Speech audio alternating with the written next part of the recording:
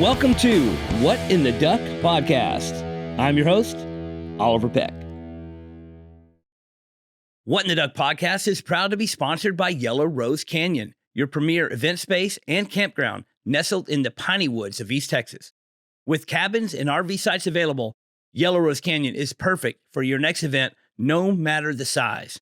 A wedding, reunion, festival, you name it. Check it all out at yellowrosecanyon.com. All right, welcome to another episode of What in the Duck podcast with me, your host, Oliver Peck, as always. Thank you so much for tuning in. And remember to like, share, subscribe, comment, and you can now join the What in the Duck podcast team. You can join the YouTube channel, become a member, and we will give you some cool stuff in return. Today, we have very special guest, Andy Williams, guitar player of the band called Every Time I Die, also professional wrestler known as The Butcher, and little known fact, which we'll talk about later, is that he was a co-host with me for a short stint on our internet radio show back in the early 2000s, and we were Skittles and the Breeze. Andy Williams was Skittles, and I am the Breeze. So stay tuned to get a little recap from the old days of Skittles and the Breeze show. It's a great episode. And I've got some questions to start off, as I do. Answer some questions from the Gmail. If you have any questions for me, you can always email them over to whatintheduckpodcast@gmail.com. And if I answer your question on the show, like I'm about to answer Nina's question right here, we are going to contact you and send you some free shit from the podcast. So you can send a question in, get some free shit. You can comment on an episode, and we might use your comment in the comment episodes and get some free shit. Or you can join the podcast as a member and get even more free shit.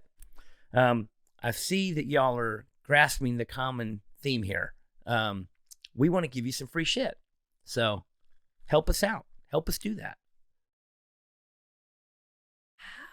We got a lot of cool free shit to give you too. So first question from Nina Webster. Hi, I just discovered the podcast and I love it. One of the things I love the most is your laugh. It's great and makes me smile at work. Where did it come from? Is it your persona laugh or totally natural? I have a unique laugh that everyone always says they can recognize from across the building. Do you get that too?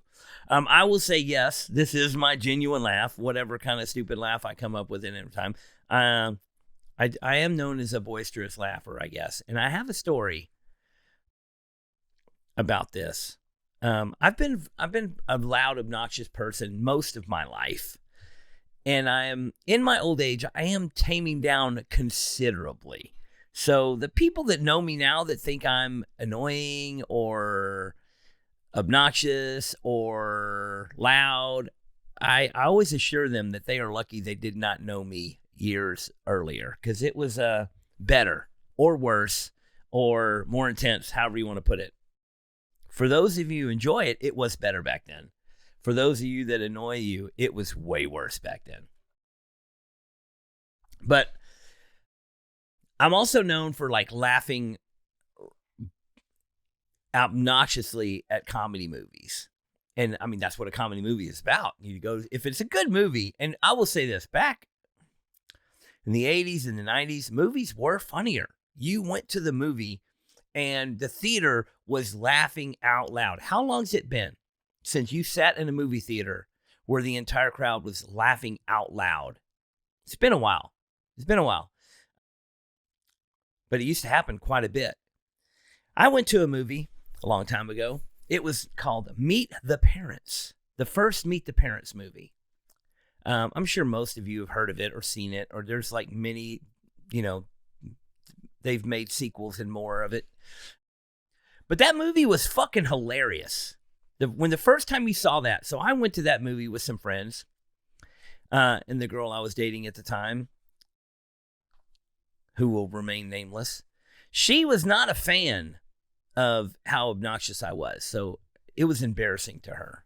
But I was laughing and I'm elbowing the person next to me. And people, most of my friends would know, like, hey, go to a comedy movie, don't sit next to Oliver. You're going to get bruises from him elbowing you every time something funny happens. And I'm laughing out loud. I'm going crazy. And the movie's funny. I'm laughing. And, you know, it was what it was. We left the movie. It was hilarious or whatever. And then, like, a fucking year or more later, I was in a different situation. And I'm somewhere and I'm laughing crazy. And some person that I did not know was like, oh my God. And I'm like, what? She's like, last year, did you go see Meet the Parents at such and such theater? And I'm like, yeah. She's like, I knew it. I was at that theater and some fucking insane person was laughing and crazy the whole time. And I never forget that laugh. And now, and this is you. I'm like, oh yeah. And so my laugh was left a permanent impression on this person. And they didn't like it. They were like, this is, you're, you know, they thought I was ridiculous. And I'm like, hey, the movie is fucking funny. Yeah, but wasn't that fun? It was fucking funny. So cheers to the old funny movies. Let's bring that back. Let's bring back laughing in public. Let's bring back having a good time. Let's, you know, the good old days, as they call it. But I'm, you know, laughing. What's better than laughing? I always say, you know, you make fun of something, and some people say you shouldn't make fun of things. And I'm like, I think you should. If you just spell it out, making fun. Just take it literally, making fun. What does that mean? Okay, you're somewhere. There's no fun. Then you make fun of something. Now there is fun. That is, I mean, I think we should always make fun. I think that should be everybody's goal every day when you wake up and get out in the world. Get out there and make fun. If you're in a place that's not fun, it's your duty to create the fun so that everybody can have a laugh and have a better day.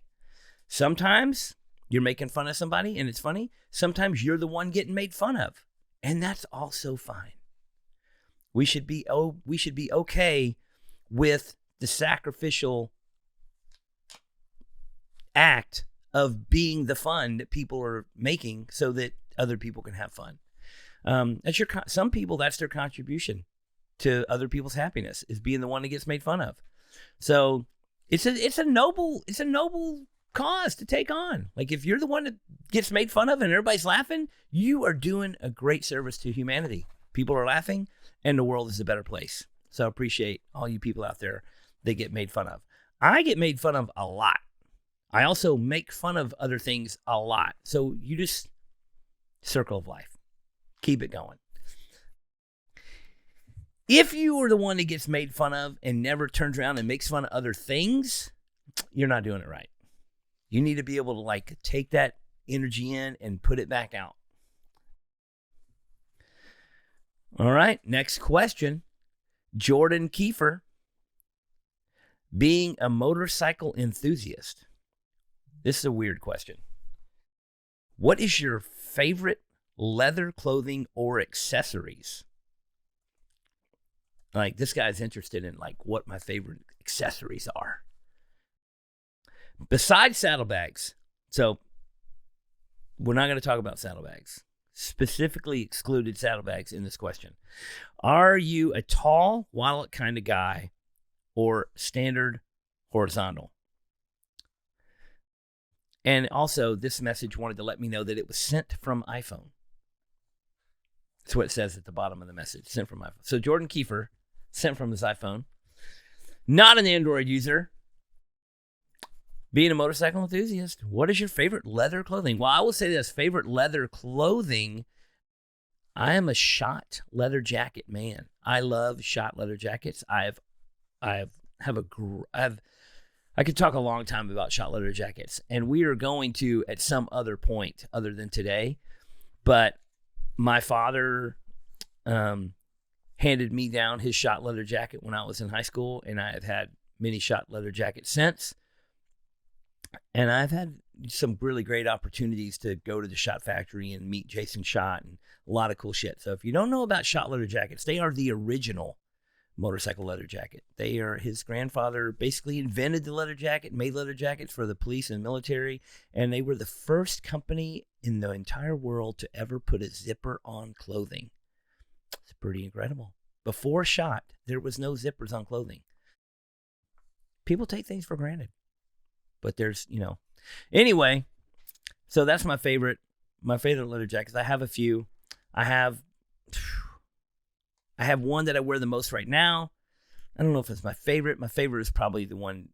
There's a long story about the one my dad gave me, and we're going to say that for another day. But as far as the wallet goes, I've only had a few wallets my whole life.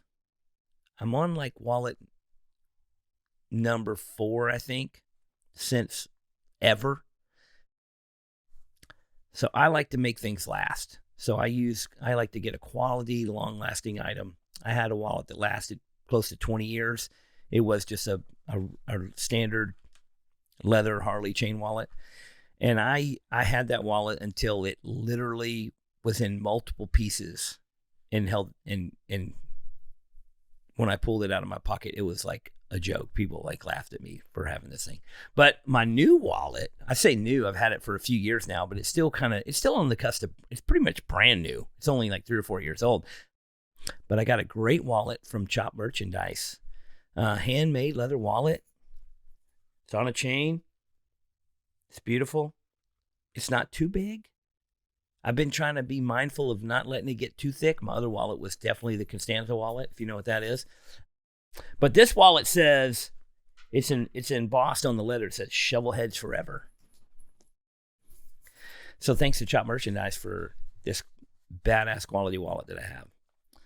And that's it. Next question. Ben R. I'm going to say Ben R. Reinzan. Reinzan. We're going to say Reinzan. Reinzan sounds cool. John Reinzan did not submit his email via iPhone. It just says from Ben.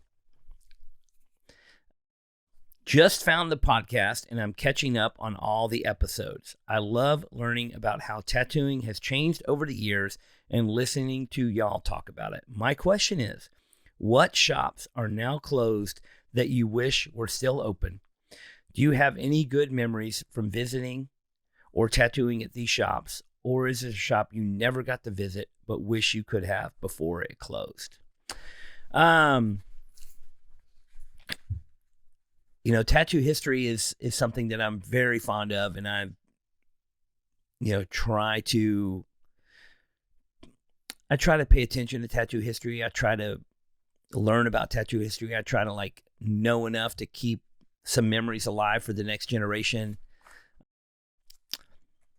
And my favorite places in the world are tattoo shops. I say this all the time. I travel the world. I travel the country. I've been everywhere, and most of my time spent in these other places is in tattoo shops or at tattoo conventions with other tattooers from other tattoo shops. There's certain things, like the first time I've told this story before, but the first time I ever went to Los Angeles, the first place I went off of the plane from the airport straight to Spotlight Tattoo. Eric Mosky picked me up at the airport, and we drove straight to Spotlight Tattoo, where Bob Roberts was there. And not knowing if he was going to be there at the time, he's like, we just got to see Spotlight first thing. You come to California, it's what you got to do. And lucky for me, Bob was there, and Eric. Luckily for me, Bob Roberts really loved Eric Mosky, and Eric Mosky convinced Bob to give me a tattoo on the spot that day. So I was able to get a small Bob Roberts tattoo the first day I ever went to California. I hadn't been off the plane 2 hours. So pretty fucking cool.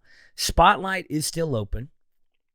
Bob Roberts has passed, which was a big hit in my tattoo community. Bob Roberts was I mean, a driving force of my era of growing up and tattooing. He was, to me, he was that generation that connected my generation from his generation to the previous generation. You know, the Owen Jensens and Sailor Jerry's and Leroy Menus and, you know, people like Eric Mosky and Bob Roberts, who I was lucky enough to be around. They were older than me and knew that generation, you know, before I was a tattooer. So it's really cool to kind of get glimpses of that and pass that down. I can only hope that, you know, I am shedding a little bit of light further down the road for the next generation too. I think it's important. I think history in art and craft is very, I mean, I'm a pretty sentimental person. It's pretty important to me. And I know a lot of people embrace, you know, tattooing for different reasons. I know there's a lot of innovation of new tattooing that I complain about.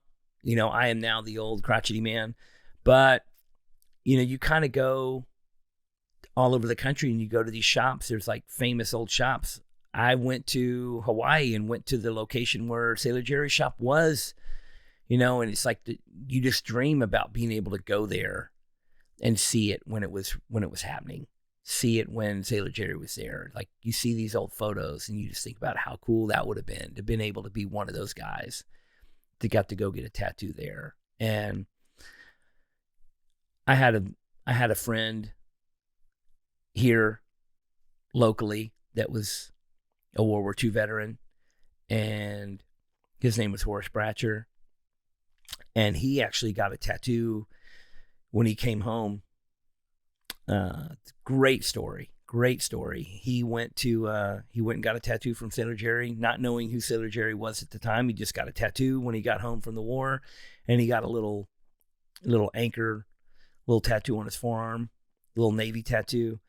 And him and his best friend that grew up together, this guy named Bub Boer, they joined at the same time, and they went to Hawaii, and then they got shipped out to war, and they got separated, and they talked about getting this tattoo.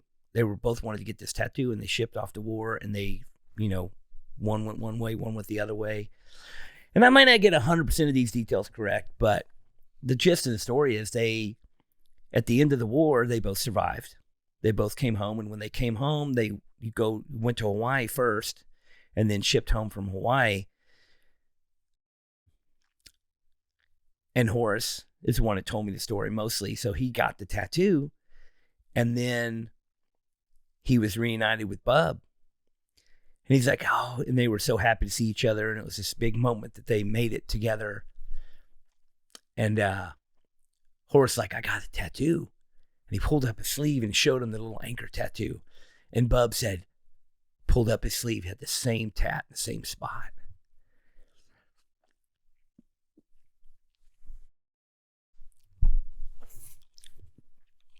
And it was so cool. And I met both of those guys, and they showed me their tattoos, and they were friends until they were 90 fucking years old. And I wasn't expecting to get sad in the story, but it was cool for me to get to see that and get to know those guys. You know, it's amazing.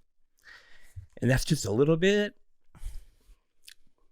of tattoo history there. And I somehow got to get a little glimpse of it. So that's fucking cool.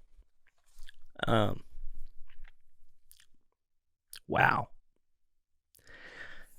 That was intense.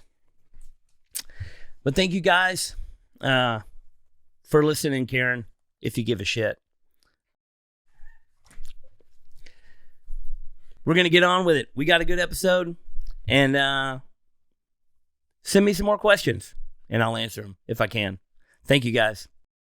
What in the Duck podcast is proud to be sponsored by Dream Machines of Texas. All of your used motorcycle wants and needs all in one place at dreammachinesoftexas.com. They have multiple locations, large inventory, and get new bikes in every week. Knowledgeable staff with great service, financing, and extended warranty options available. They also have a complete service garage, so every bike is gone through and brought up to speed before you hit the road. I've bought more than a few bikes from Dream Machines over the years, and I could not be more satisfied.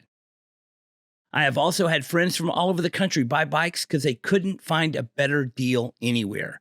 You can buy a bike and have it shipped to you anywhere in the U.S.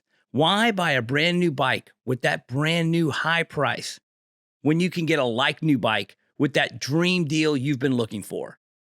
Go to dreammachinesoftexas.com and get a bike and get your ass on the road.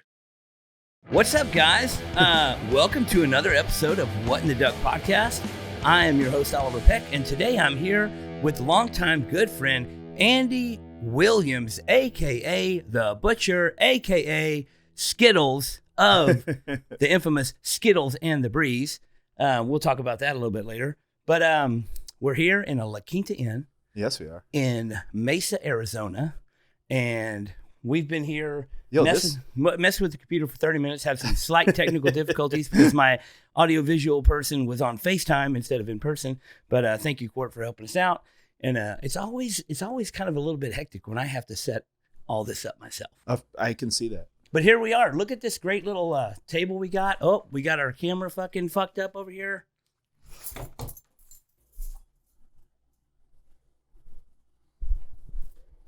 I'm gonna do this. All right, now that's a little better. That's a little better. Yeah. A little something. Get this so I can see your face. I like to leave all these little fucking.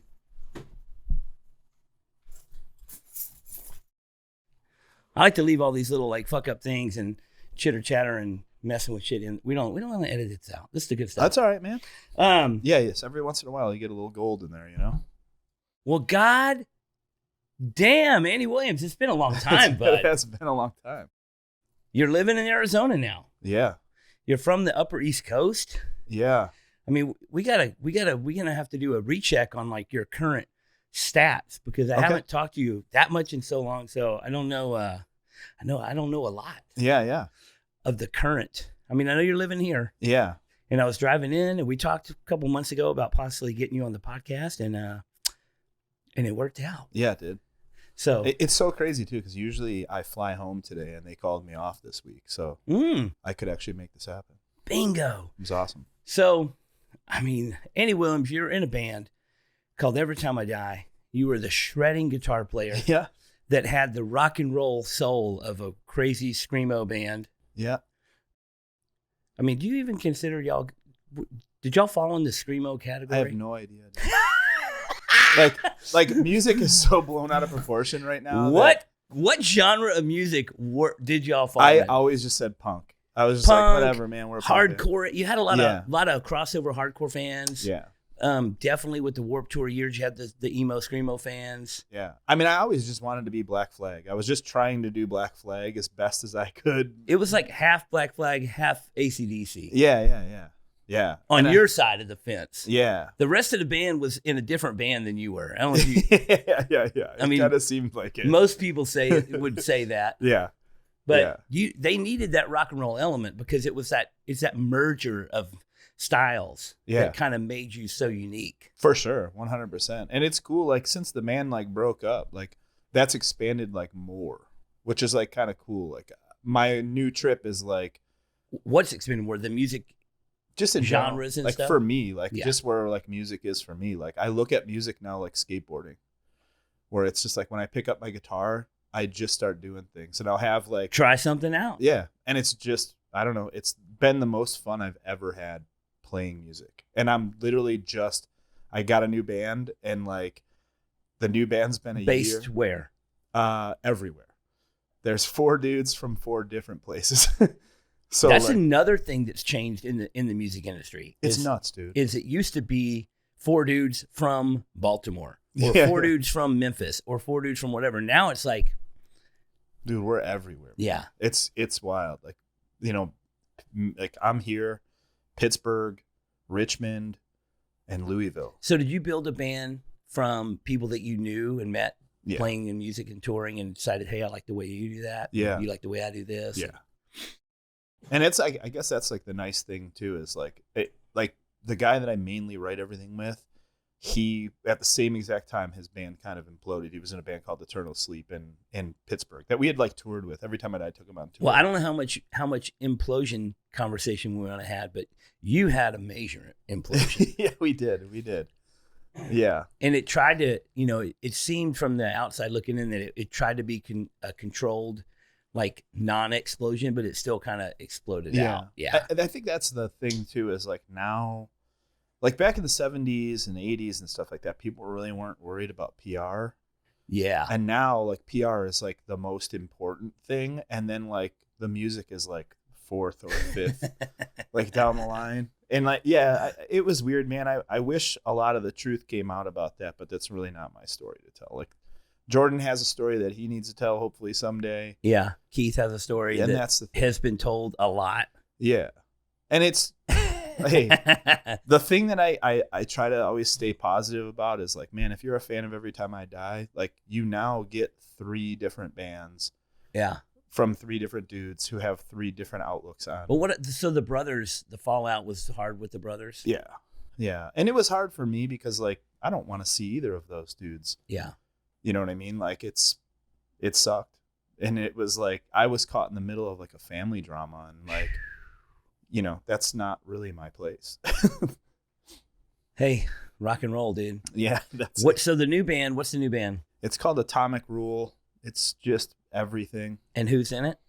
It's me. It's on guitar. On guitar. This dude, Travis Bennington from Pittsburgh, that was in a band called Eternal Sleep. And Chris Maggio, who was in like Trap Them, High on Fire. Yeah. Every band you can think of. Yeah. Yeah. And like singer wise, we just got a singer, but I can't announce it yet. Uh-huh. Yeah. Well. Yeah. Exciting. Yeah, very exciting. Exciting. Yeah, I met I think I met Chris Maggio. You had to have. If you'll remember, you guys together would be a thing, dude. Well, that's cool, man. So are y'all what are y'all doing? Are y'all jamming, practicing, sending stuff back and forth to each other? And that's the cool thing is like having to adapt. I don't know. I mean, we haven't talked in a while. I don't know how like you've adapted to tattooing, like how it is now compared to how it used to be. There's so many different ways. There's so many different techniques. There's so much like technology is just wild. Yeah, the transformation of knowledge and the availability to knowledge across the board everywhere. Everyone learns everything at the same time. Yeah, yeah. There's no like, slow step to learning processes. It's just like it's like that movie, Everything All at Once or whatever the fuck. Yeah. It's like, my fiance's dad was a record producer. And like he was tape to tape. So like when Pro Tools came in and computers, he just was like, fuck this, I'm out.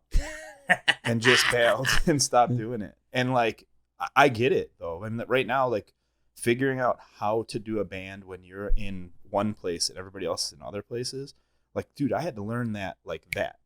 Like if I wanted to start a band, it was just like, I don't know how to record my guitar going, like I do it on my phone. And now it's like, okay, now I have like a better understanding of like a computer and like stuff like that. Dude, I've like completely got rid of like amps with tubes in it.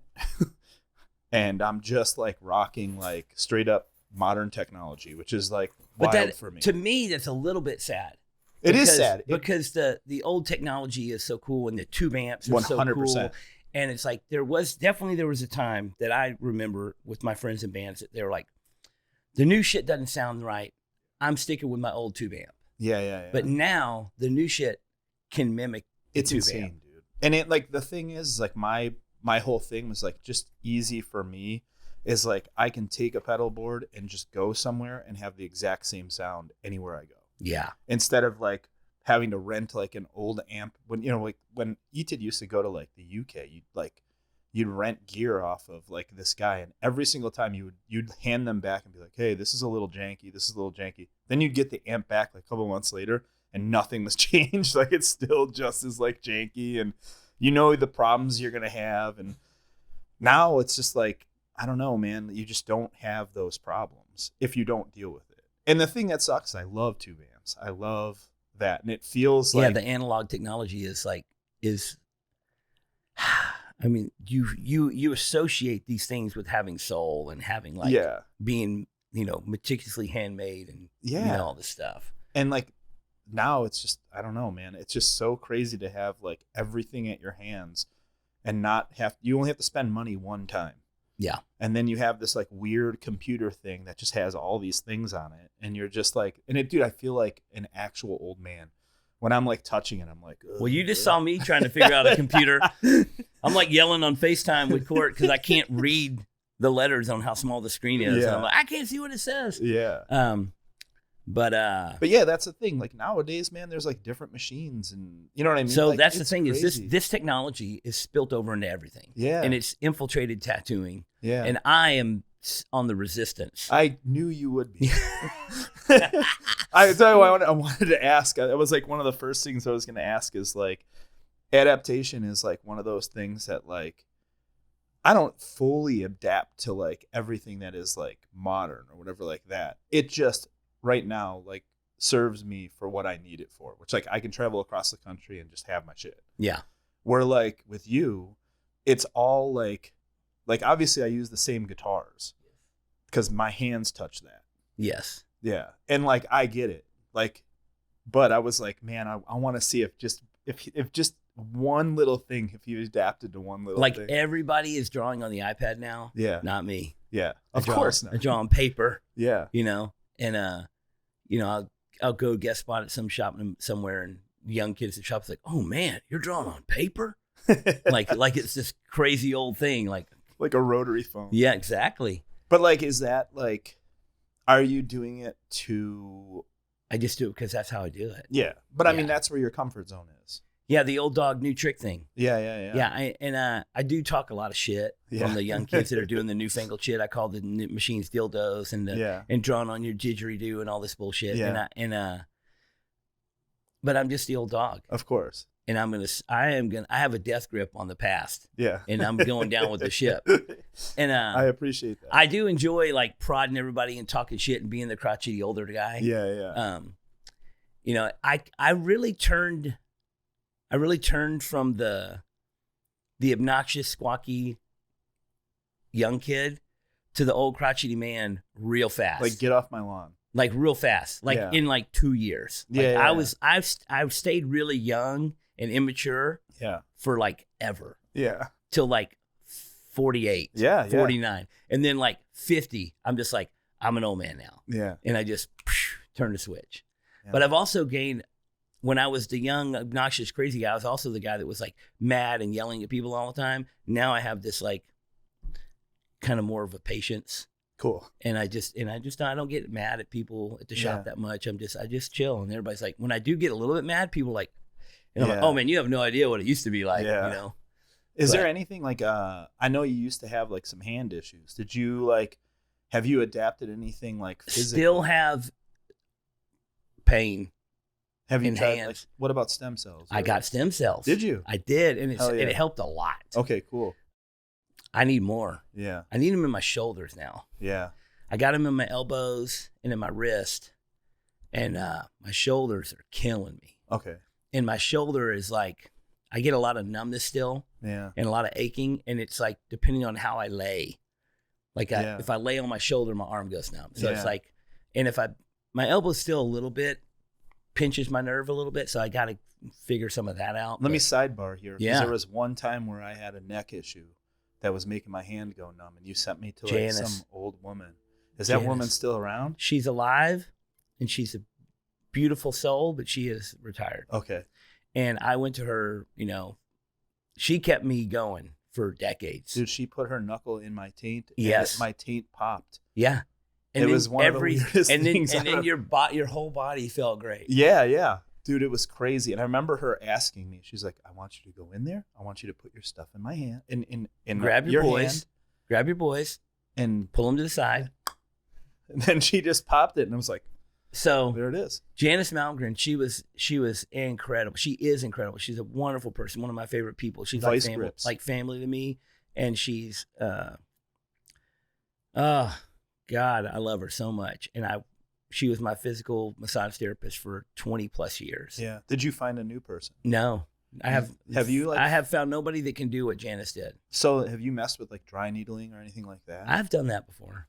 You should find a bodywork person like that. I need to. We have one here. We have this chick Kristen that is like wild, dude. Like the last time she did my neck and she did my neck, my head. My neck is sore right now. All my shoulders, like that, and like legit. The next day I felt sick. Yeah. And then I was fine. Oh man, I would send people to her, and she would just be like, "What do you do?" And she'd say what they did, and she's like, "Oh, I know what you need." That's crazy. Like you play guitar, you build on a computer, you draw, you paint, you fucking whatever, like. Yeah. And the first time I went to her, she's like, "Well, show me, where you're hurting." And I'm like, "Yes." And my arm was in a lot of pain. My hand and my arm was in a lot of pain. And she's like, "Well, show me what you do." And I'm like, "What do you mean?" She's like, "Take my arm and pretend you're tattooing me." And I just did the motions I did, and she goes, "Oh, I got it," and went straight to my neck and shoulder, and boom, like she just knew everything. Is there something for you, being the crotchety old man now, that you could prevent? You could like teach young kids preventative to like start getting that shit worked on now. There is a lot of people that are doing that stuff in tattoo seminars, and a lot of it is posture. Yeah, a lot of it is posture and not hunching over your whole life. Yeah, because it's lower back, right? Like most of my tattoo upper back, friends, lower back, neck. Yeah, a lot of, but it's all connected. Yeah, the bone's connected to the. Yeah, and I mean, there's a lot of times where you guys have to be in some really awkward positions to. That's tattoo. the other thing. That's the other thing that they that you kind of need to learn and tell and teach the younger people is that the tattooer shouldn't put themselves in an awkward position to do the tat. Yeah. Because the tattooer is going to be in this position for decades. Mm-hmm. Put the customer in an awkward position for 1 hour. Yeah. Instead of putting yourself in an awkward position for your career. Yeah. So you know what I mean? Like if the customer has to lay a little awkward, to expose the area to a proper area where you can tattoo it without doing this or doing this, then, the customer's already in pain getting a tattoo anyway. Yep. And just lay in a weird position for that section of the tattoo, so you're not. Makes more sense. You got to do it for 10 minutes. I got to do it for my whole life. Let's have you do it. Yeah. So I'm still guilty because when you're working on a big tattoo and it gets that one part, instead of having them roll over, you just kind of, I'll just do this real quick, and then you're like, oh. Yeah. That's like with being 47 in pro wrestling. Like I try to like keep my body, like I do all the tricks. You know what I mean? I try to like. I work on mobility. Like my warm up for lifting is like longer than my actual lifting. Well, yeah, you gotta prepare. You can't blow something out. I know so many friends that have just torn shit. Yeah. And blown shit out. And I'm done with injuries, man. I don't want injuries anymore. It's crazy how quick it can happen. Yeah. So we're gonna spin down this topic now. Like years ago, I don't know how many years ago, but years ago, you and your buddy started making these funny videos. Yeah. The pythons. Yeah. And you were like, yeah, and just like cutting promos. And you're making these silly videos, and I'm just like, have you seen what Andy's doing? Yeah. I think he's lost his mind. Yeah. And I was just like, what is going on? And then next thing you know, you're a pro wrestler. Yeah. For real. Yeah. It was butcher. I never wanted to do that though. I always wanted to be. I think you always wanted to do it. So here, I never like had the ambition to like wrestle on TV. I just had I just wanted to do punk rock. I wanted to wrestle in like VFW halls. Yeah. Hang with my friends that wrestled, and like that was it. And then the opportunity came, and it was like, damn, I can't say no to this. It's like money, and it's a job, and like. So how long have you been a professional wrestler? 10 years. Yeah, it's been that last 10 years gone by quick. Very quick. And for me, me knowing you for a while, like 10 years, I mean, we spent a lot of time together over a few years, and then we haven't seen each other for a lot of years. But the last time we saw, I did beat you in cornhole. I know that. You definitely did. Son of a bitch. Just had to throw that in there. So I'm sure we'll get to that. Though. Yeah, getting into the professional wrestling, man, that is insane. You were already calling yourself the Butcher, or did that something came later? You needed a persona when you. Yeah, but the dude who trained me is my actual tag partner, the Blade. Yeah, and there was like a point in time where like I was just wrestling. Like I thought it would be cool for like an Every Time I Die fan to go see the guy they see on stage beat someone up. So I wrestled I would come out with my like Violent Gentleman hat or whatever hat I was rocking on that last tour, whatever like cutoff shirt I was wearing, gray pants. I still have the same gray pants. And I'd walk out and I would wrestle and stuff like that. And it was always the same. So like every time I would get to a town, the promoter would be like, I got this great idea. We're going to have our biggest heel come out with a guitar. And he's going to make fun of you about being a guitar player and wanting to be a wrestler. And then you're going to choke slam him. Yeah. And like every single time, dude, it would happen like, I mean, dude, like 10 times in a row. And then finally I was like, no, dude, I don't want to do this. And they're like, well, what do you want to do? I'm like, I just want to wrestle. And my trainer was like, hey, dude, you want to be treated like a wrestler, look like a wrestler. Right now, you just look like a guy that's walking out of the crowd. So like, this is what they're going to expect of you. So then like, I was like, oh my God. And I think I watched Running Man like right around that time. And, you know, Ben Richards was the butcher of Bakersfield. So I was like, I'll be the butcher of Buffalo, Andy Williams. And then it kind of just like evolved from there. And it now it's just the butcher. And how much are you wrestling now? So Blade just got his back fused. Like, ooh, it's been going on like 4 months maybe. But like prior to that, he was out for probably 6 months before that. Yeah. So like when you're a tag team, and we were wrestling quite often, and then you kind of get in this like singles thing, and like, I don't know, boss doesn't know what to do with you because you're a tag team guy, but like now you're like a singles guy. So like you're kind of put in the role of like putting dudes over, which is totally cool. Like I'm out there wrestling, so I'm fine with it. And like you just have like I wrestled, there was like 6 weeks where I wrestled every single week. Nonstop. Everything from like Gold Dust. I wrestled Gold Dust in that 6 weeks. And then like you take like, I don't know, he doesn't book you for like 2 weeks. And then, you know, for 2 weeks, then you go on a run of like 3 more matches and stuff like that. So I would say I probably wrestle now at this point in time, probably about 3 times a month. Yeah. You know what I mean? And then the cool part is we're allowed to But it's all over. Yeah. We're allowed to take indie bookings too. So like if I want to like make some extra cash, I can book some like independent matches, and which is awesome. And like those are like super fun because like you're not on TV, and like it's all creative. It's not like someone telling you like, hey, we need you to go out there and this is what we need from you. And it's like, oh, okay. You know, which is still awesome, but you know, you get a little more freedom on the indies.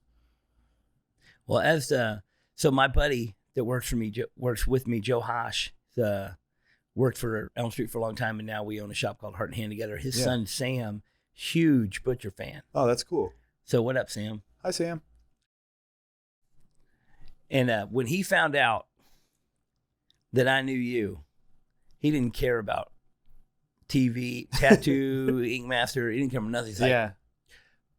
And so there was that one time you were going to come to a show, wrestle in Dallas, but I think it got canceled. But, yeah, they called me off that time. But you got to keep me posted. I got to come out and see this show. I would love to, man. That would be so fun. It's funny too, because like that, I have a buddy at work who has 0 tattoos, but he's like obsessed with Ink Master. So like we always talk about Ink Master like in the past, like, hey, remember episode blah blah blah? And I'm like, oh yeah, do I ever, dude? And there's like times like it's so funny because there's times where like me and Hannah will just have, you know, we'll exhaust all of our shows, and then it's like, yo, let's go back and watch season 3 of Ink Master. Season 3 might have been a good one. It was a good one, man.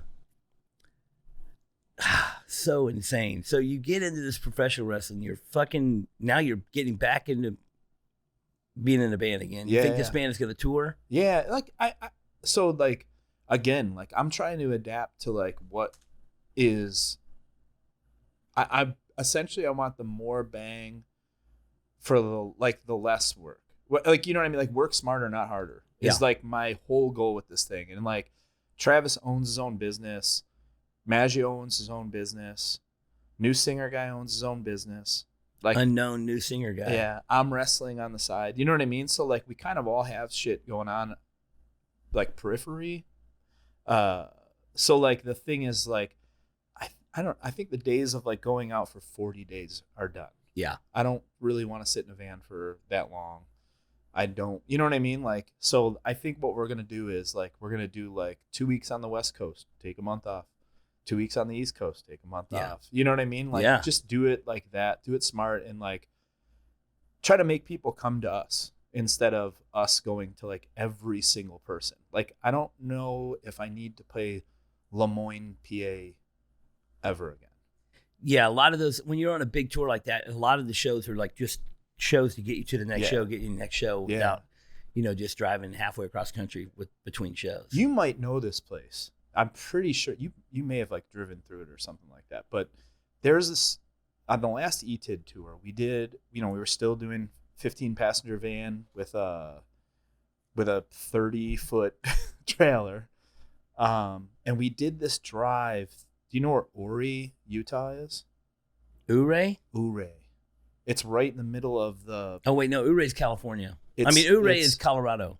That's it. It's Colorado. Yeah, Ouray. And there's this one lane road that goes the $1 Million Highway. With there's no guardrail. Yeah, you go right off the edge. Dude, I was driving that day. I rode my motorcycle 100 miles an hour down the road. You're insane, dude. It was amazing. I'm getting stressed out right now thinking about it. I was passing cars on the cliffside. You're crazy. Dude, I was so stressed out. There's so much PTSD just from that one drive. Like, yeah, that's the Silverton Pass. Yeah, that's what they call that. But that city is so beautiful. Oh, incredible. They really make it worth it. Yeah. When you get there. But that was the one that changed me. I was like, I never want to put myself in that danger. Dude, the rest of the guys all just chilling in the van. And I'm white knuckling this van and I'm seeing the fucking wheel, dude, like there's on literally the edge. A section of that road that fell. Oh my God. And so the last time I went through there's a section in the middle where the whole left lane, if you're going the mountainside here to cliffside, fell off. And you had to drive, they were shut it down to one lane, so everybody was taking turns going. And so we're sitting there on motorcycles, and I'm just like, fuck this. I just get on the side and just get all the way to the end and like see like the highway is like gone. Falling. Wild. You're driving in no exaggeration, 4 feet. Yeah. From 1,000-foot cliff with no guardrail. Listen, young bands, young travelers, it's not worth it. It's so cool. Find another way. If you're going to do it, if you have a day off, I can see. But like, don't try to do that in a rush. And that city's beautiful. That's the thing is like, yo, make that trip. Have a day off. Yeah, from Durango. Get there. Up to Ouray and then Silverton. Yeah. It's beautiful. That was the one that changed me. And I was like, I don't want to do this. Yeah, I don't want to do this anymore. They call it the $1 Million Highway because when they cut that pass in and paved that road in like the fucking 30s or something, it cost $1 million to do it, which was a lot of money back then. I mean, now it's probably, damn, dude. I mean, now they're spending $1 million fixing that one part that fell off. Yeah. I'm glad you know that because, man. It's insane. That was the one where I was like, that's just not worth it, man. Like, just not worth it.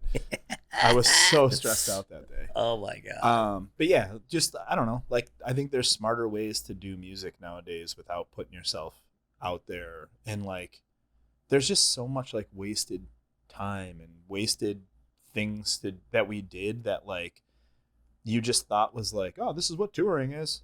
Yeah, and that's what you got to do. Yeah. But, like, now you don't have to. And like I think the days of like putting like albums out are like. I've had this conversation recently too, that the album is like almost just a dead thing. But there's cool shit you can do. Like the idea that I have with this is to just release like 3 songs every few months, release everything, and then at the end of the year, you put it all on vinyl and you have cool artwork and you have shit. You know what I mean? You do like. You put it all out there. You just don't wait for the album to release it all. Yeah. Which is what the old way to do it was. Yeah. But now you can record something and have it on Spotify tomorrow. It's insane, dude. Yeah. It's so crazy. Check out our new song. Yeah. And now when you say check out our new song, it's really our new song. Like when you say, hey, check out our new album. Oh, we recorded it last year. There's like country. I don't know much about country stuff, like these like modern country guys, but I have a bunch of friends who work for them. Yeah. And like, so like I can like by way of them, I kind of understand that world a little bit. But like dudes like Zach Bryan, like they just go, I'm releasing a song on YouTube tomorrow.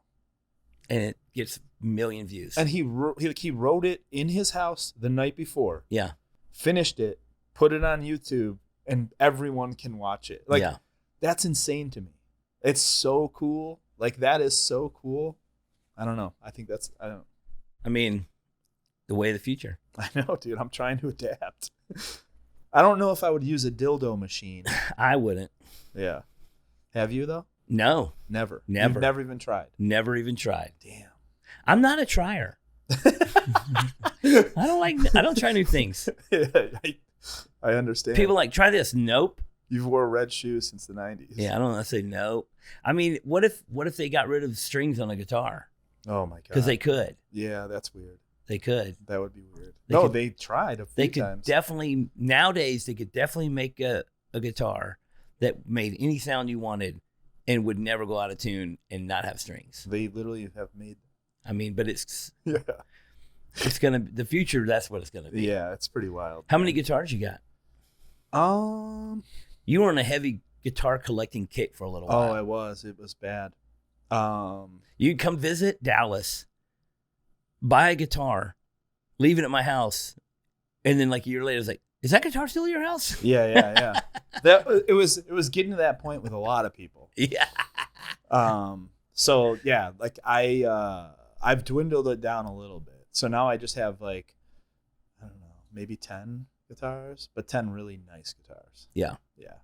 And then like I have an endorsement through a company that like make me cool guitars called Balaguer. Called what? I'm gonna probably say it wrong. I get yelled at a lot for this. Yeah. Balaguer. All right. I probably said that wrong. Starts with the B though. Starts with a B. Balaguer guitars. Well, that's cool. They make me cool guitars. Well, that's cool. My favorite look for you on the guitars was the SG.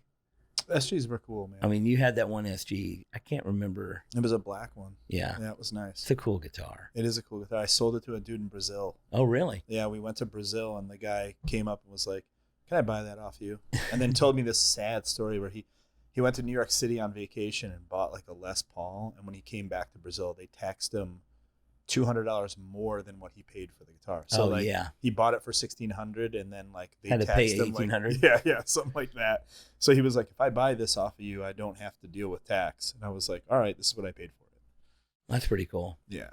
And you could go home and buy another SG. Yeah. The only problem with SGs though is you have to try them out. You have to try it. You can't just like pick one off the wall and be like, I'm gonna buy this one. And they're not all the same. No, it's the one guitar where like they're all different. It's crazy. Great guitar though. Yeah. I mean, I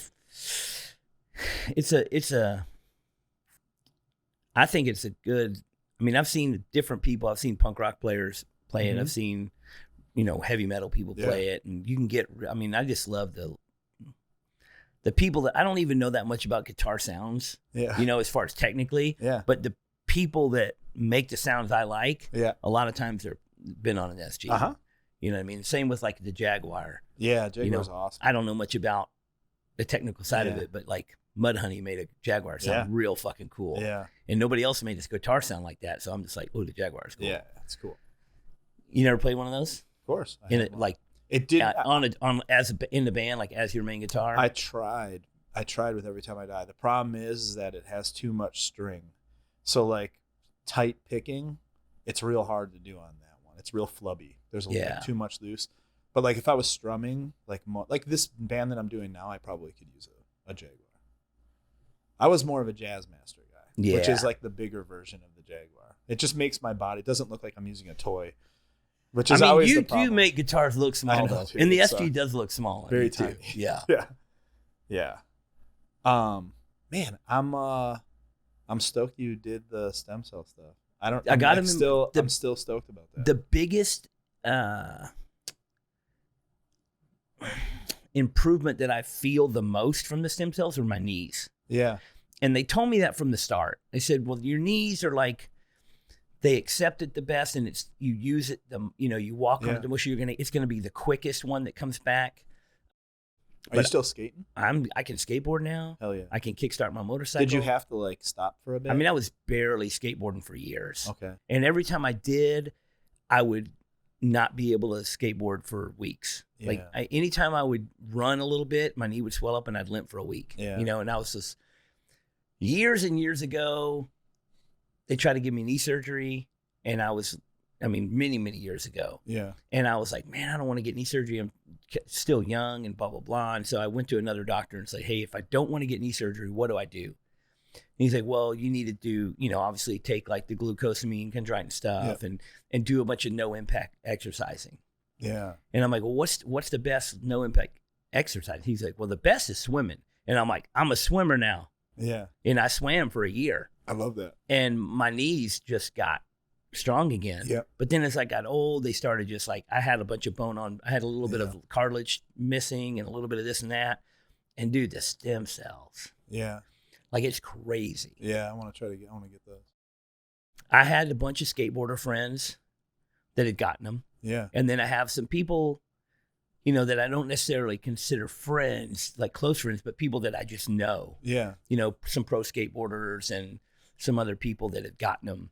And like, they're like, oh yeah, like back in business now. I mean, the Danny Way story is incredible. Like he could barely walk. Yeah. And he got all these stem cells and then he's like shredding again. That's awesome. You know what I mean? Like yeah. A lot of people, most professional athletes are getting them. Yeah.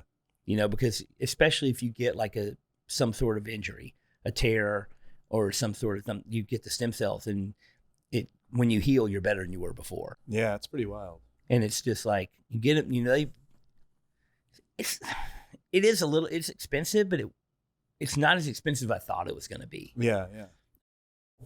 But I got them in a bunch of places, so I got kind of like a bulk discount, basically. So they pulled the bone marrow out of my hip. Yep. And extract the stem cells from there. Are you awake when this happens? Yeah, it's not even. It's like. I'd rather go there again than go to the dentist. Okay. Like it's not that bad. Yeah, it's not as bad as getting tattooed. Yeah. Okay. So they pull this bone marrow out and they separate the stem cells and they put it in. The biggest part of the project is extracting the stem cells. Yeah, yeah. So you're already paying for that.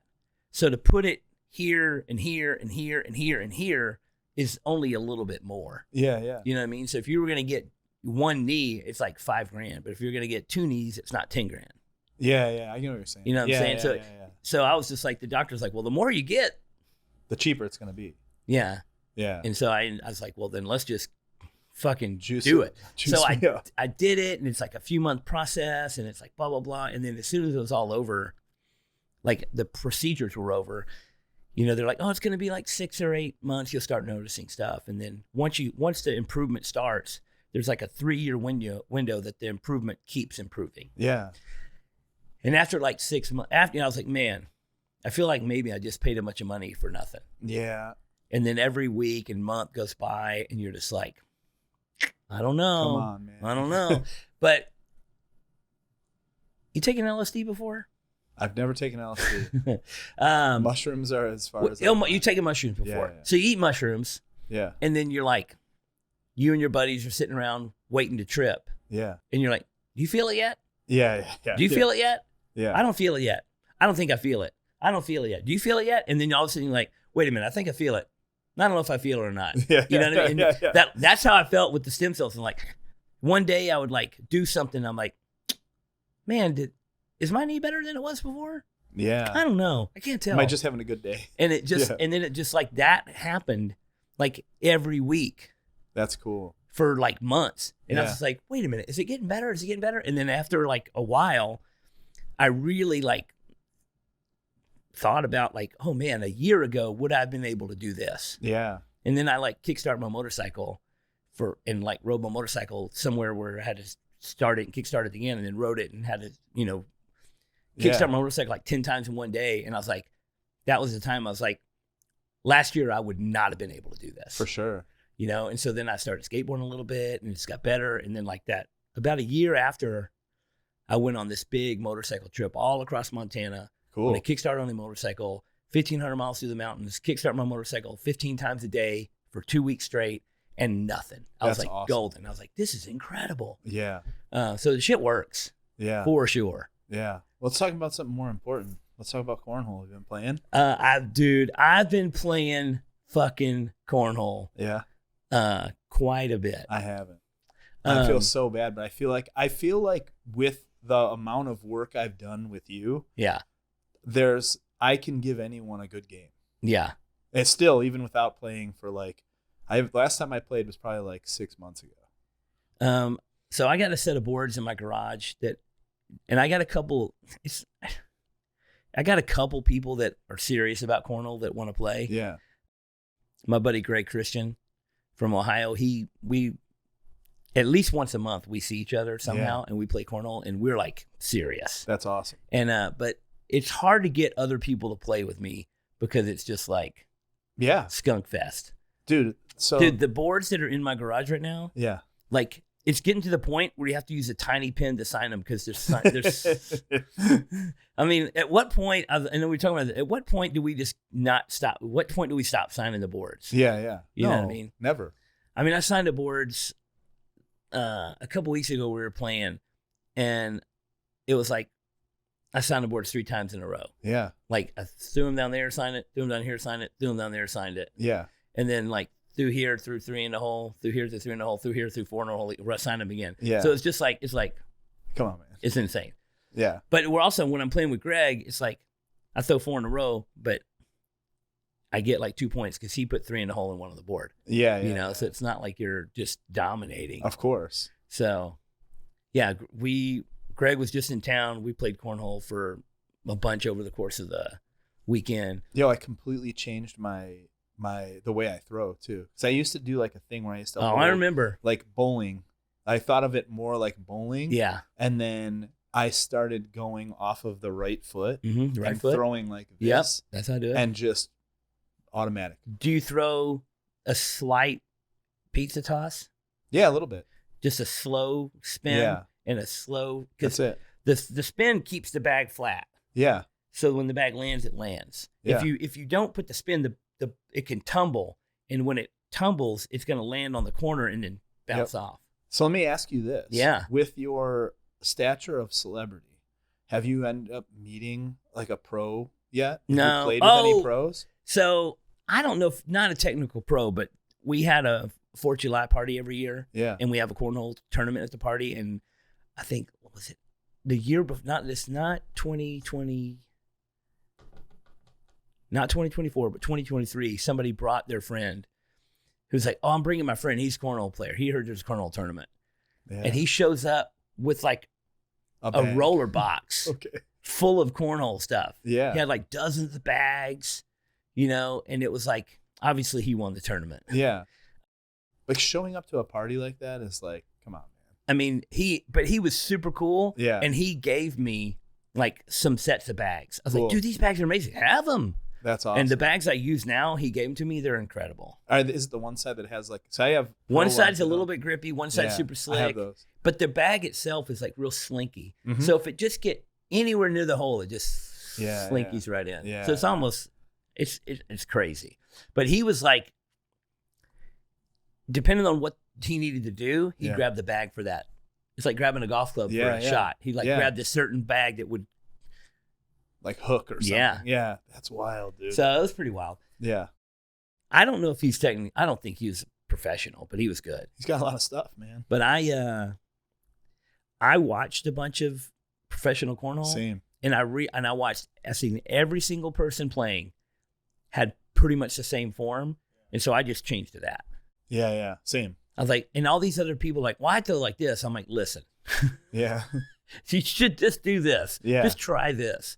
Yeah. You know, and it's crazy. During the pandemic, I was flying to Jacksonville every week.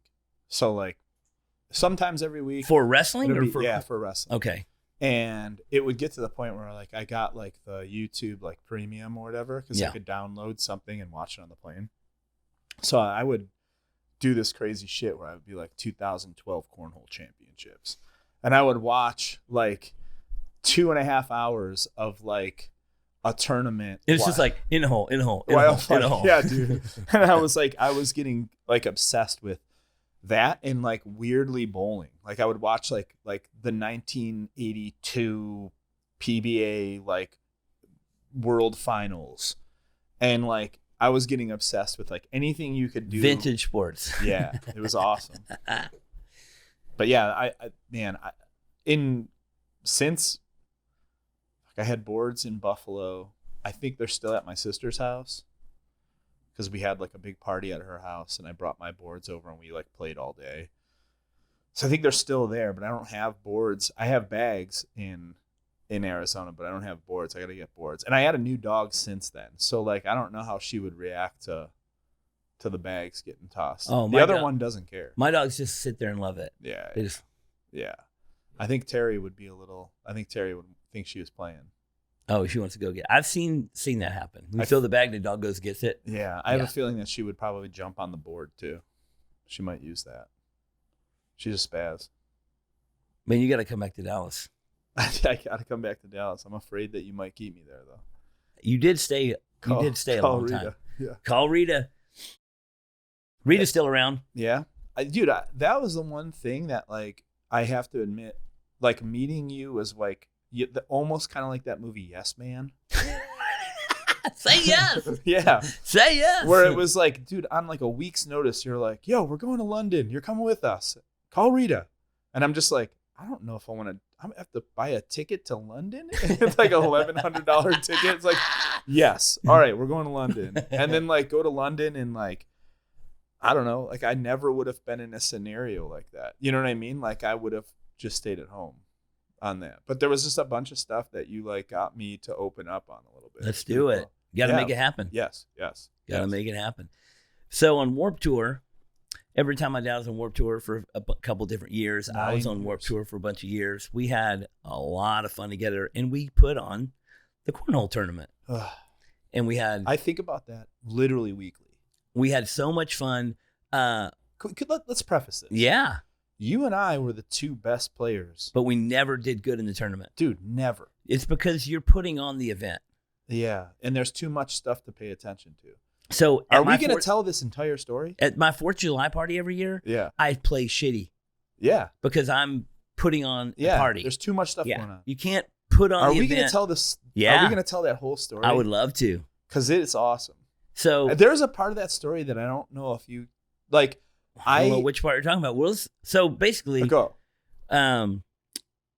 I said at the beginning of the show, this is Andy Williams, a.k.a. The Butcher, a.k.a. Skittles. Yeah. How long has it been since you ate a Skittle? I would say within the last month. But you used to I've got it under have a major, we were on Warped Tour. A lot of people had drinking problems. Yeah. A lot of people had drug problems. A lot of people had relationship problems. Yeah. Andy Williams had a Skittle problem. A Skittle problem, like a legit Skittle problem. He ate so many Skittles, we just started calling you Skittles. So, and the worst part is you found out about that addiction. Like we had already been friends. Yes. You lost your tooth. Well, hang on. I still have that tooth. Hang on. Let me just say this. So at this point in time, I had not eaten a Skittle in 8 months. I was completely clean. Yeah. At this point. And someone tips him off that I had a Skittle problem. You weren't allowed in Canada at this time. And we're heading into Canada. And like, dude, it is like, bus call was like 9:00. It was like 8:58. And you opened the door and just threw 5 pounds of fucking Skittles at me. Like you threw two, not yet. Okay. You threw 2 of those 2-pound bags at me. Yeah. And you were like, all right, see you later. And just closed the door. And now we're in things. And I remember handing those bags to Biggie and being like, dude, you need to hide these. I'm going to eat these. And I woke up at like 2 a.m. And you're like, there's Skittles on board. I ate 2 pounds of Skittles. Like I ate an entire 2-pound bag of Skittles. A filling had fallen out. My fucking tooth got infected. And we're in Canada. And like, it's one of those things where like the first day it was like a little painful. I'm like, it'll go away. And then I'm like, oh, fuck, there's a filling missing. But I'm like, there's only 2.5 weeks left. I can get this done when I get home. I'll just deal with it. And it gets worse. Then my jaw locks up. And like it got abscess. Like it was rough. And now I have to I remember going to the office, like the Warped Tour office and being like, I need to go to the dentist like now. And then you like look at the sheet of when you're playing, and we were going on at like noon, and it's like 8 a.m. Yeah. Like, I need this out of my head right now. Yeah. So like go to a dentist, kind of tell him the situation. The guy speaks zero English, but like luckily his assistant spoke English. Yank tooth out now. Yeah. And he said, he goes, get a root canal or yank. And I was like, how long does a root canal take? And like they tell me how long a root canal takes, which would have took me to my showtime. So I just said yank it. So we like yank the tooth, and I remember texting you and saying like, dude, they're taking my tooth because of your Skittles. Like blaming you for my Skittle addiction. And then you're like, no, keep it. Keep the tooth. You called me and you're like, keep the tooth. I'll play you in cornhole for it. I was like, okay. So then I have to like explain to this guy, like, can I have that? And he was like, and the assistant's Gotta like, keep that tooth. telling him, we had it in a bag. And then we go back, and like this day, I don't know if I could eat that day. We played the show, and then I think it was the next day where like I'm sitting in fucking catering, and I'm in line with catering, and this dude comes running in with a 5-gallon bucket filled with Skittles. And then, dude, I hadn't eaten solid food in a couple of days. I have a plate of food with all this stuff. He just takes a handful of Skittles and just throws it on my plate of food that I was super stoked to eat.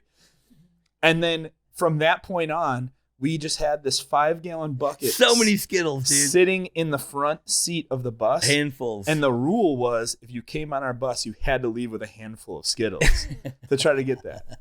So now it's a couple days later, and I spent a lot of money on those Skittles, dude. Oh, we're going to get to that. That's one of my favorite parts of this story. So then we set up this like cornhole tournament, and it was somewhere in Cali, right? I'm pretty sure it was in California. Because maybe Mountain View. I was going to say San Francisco. It seems like Mountain it was View, Mountain California. View. So, and I remember like Ryan Dunn was there. There were like some people that just happened to be in town. Well, Ryan Dunn, we always would schedule the cornhole tournament for when Ryan was going to be there. Okay. So it's either Philly or SF. Like he would come and we'd put on the cool. So like, it was wild. And how much was it to enter? It was like each team $20. I think so. That seems about reasonably right. And there was 50 so plus many teams, so it's over $1,000. Yeah, it was over $1,000. So like, me and you go. And like, dude, there was people making their own bags. Oh, like, yeah. Matt and Zach made their own white bags. Yeah, because they were on the cocaine. Yeah. It was a whole cocaine trip that they were doing. Whittier whites, dude. And the whites of Whittier. We were talking shit, dude. Like, you and I were like, oh, man, we got this shit. We lose the first round. Out. And now you and I are just DJing. We're like. And we're announcing. Yeah, we're like commentating this like.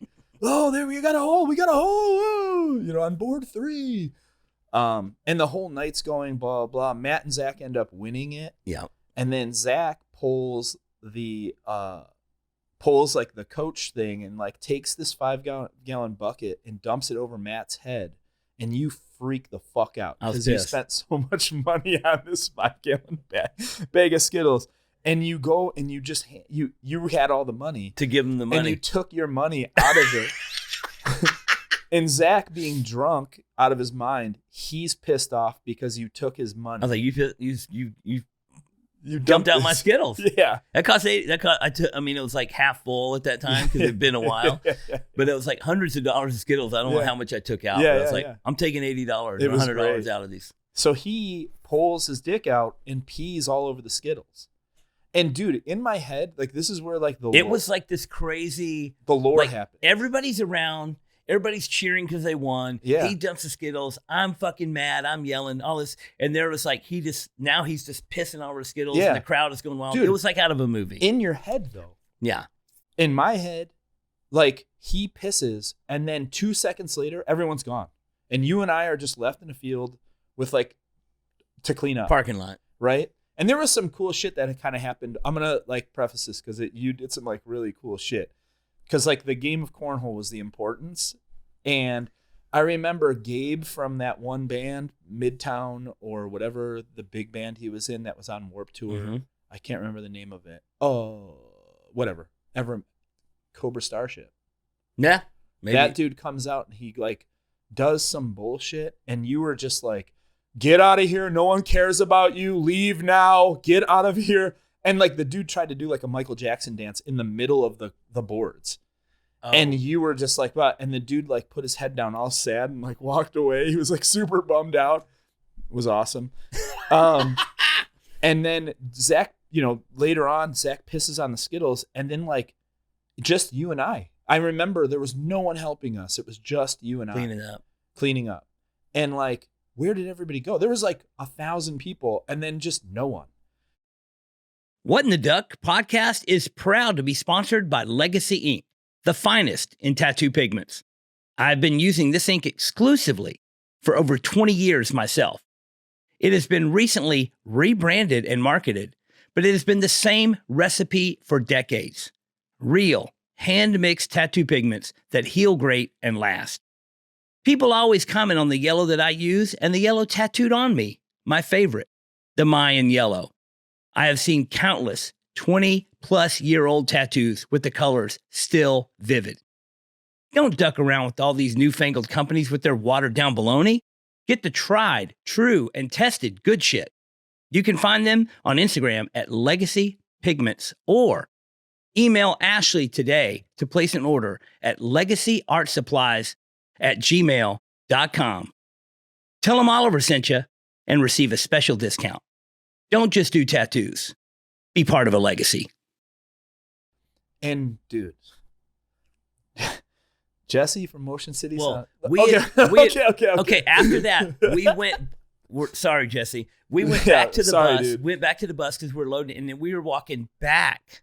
To the cornhole boards, we're walking back across from Bus World to there, and we're walking or whatever, and we see out of the shadows. We see Jesse, who's obviously heavily intoxicated. Yeah, walk like staggering around and just zigzagging across, and he's getting close to, and we like see him, and we're like, oh, there's Jesse up there, and we're coming this way, and he's coming across, and then he gets to the point where all the Skittles are on the ground. Before, and we're still a little ways out. And he stops, and he reaches down and grabs a handful of Skittles.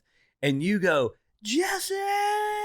Yeah. Jesse! And I start yelling, and he can't hear us. So we kind of like hustle over there. Again, in my head, this is another thing with Laura. It almost felt like we were Willy Wonka-ing him. We're like, no, don't, stop. Because we knew right where he was. God. So we get kind of close, and he throws a bunch of Skittles in his mouth, and you're yelling. And he turns and he goes, oh, what's up? And you're like, nothing. He already ate them. You're like, you were going to tell him don't eat them, dude. But he ate them. And we didn't. And so then he just like, we're like, okay, later, dude. And then he like the next day. Do you remember? Okay, so this is the other part of it in my head that like I think of. It was that day where there was a gate. He ate at the piss Skittles. And we all parked like this. Like we parked like in like a row. And there was this road that went straight to back. Like, and these big doors would open and close. And you had been tattooing all day that day. And I remember just chilling with you. And then we were like, yo, let's go get some lunch. So, like, we're walking up. No one's around. That door opens, and it's Jesse. And he walks up, and he takes, like, 2 steps past us. And then he goes, hey, guys, last night, did I eat piss Skittles? And we were like, yeah, dude. Yes, they were already in your mouth, dude. There was nothing we could do about that, man. And you were really drunk and blah, blah, blah. Oh, man. I feel really bad for that dude. But at the same time, what a story, dude. Party time. Jesse, please tell that story.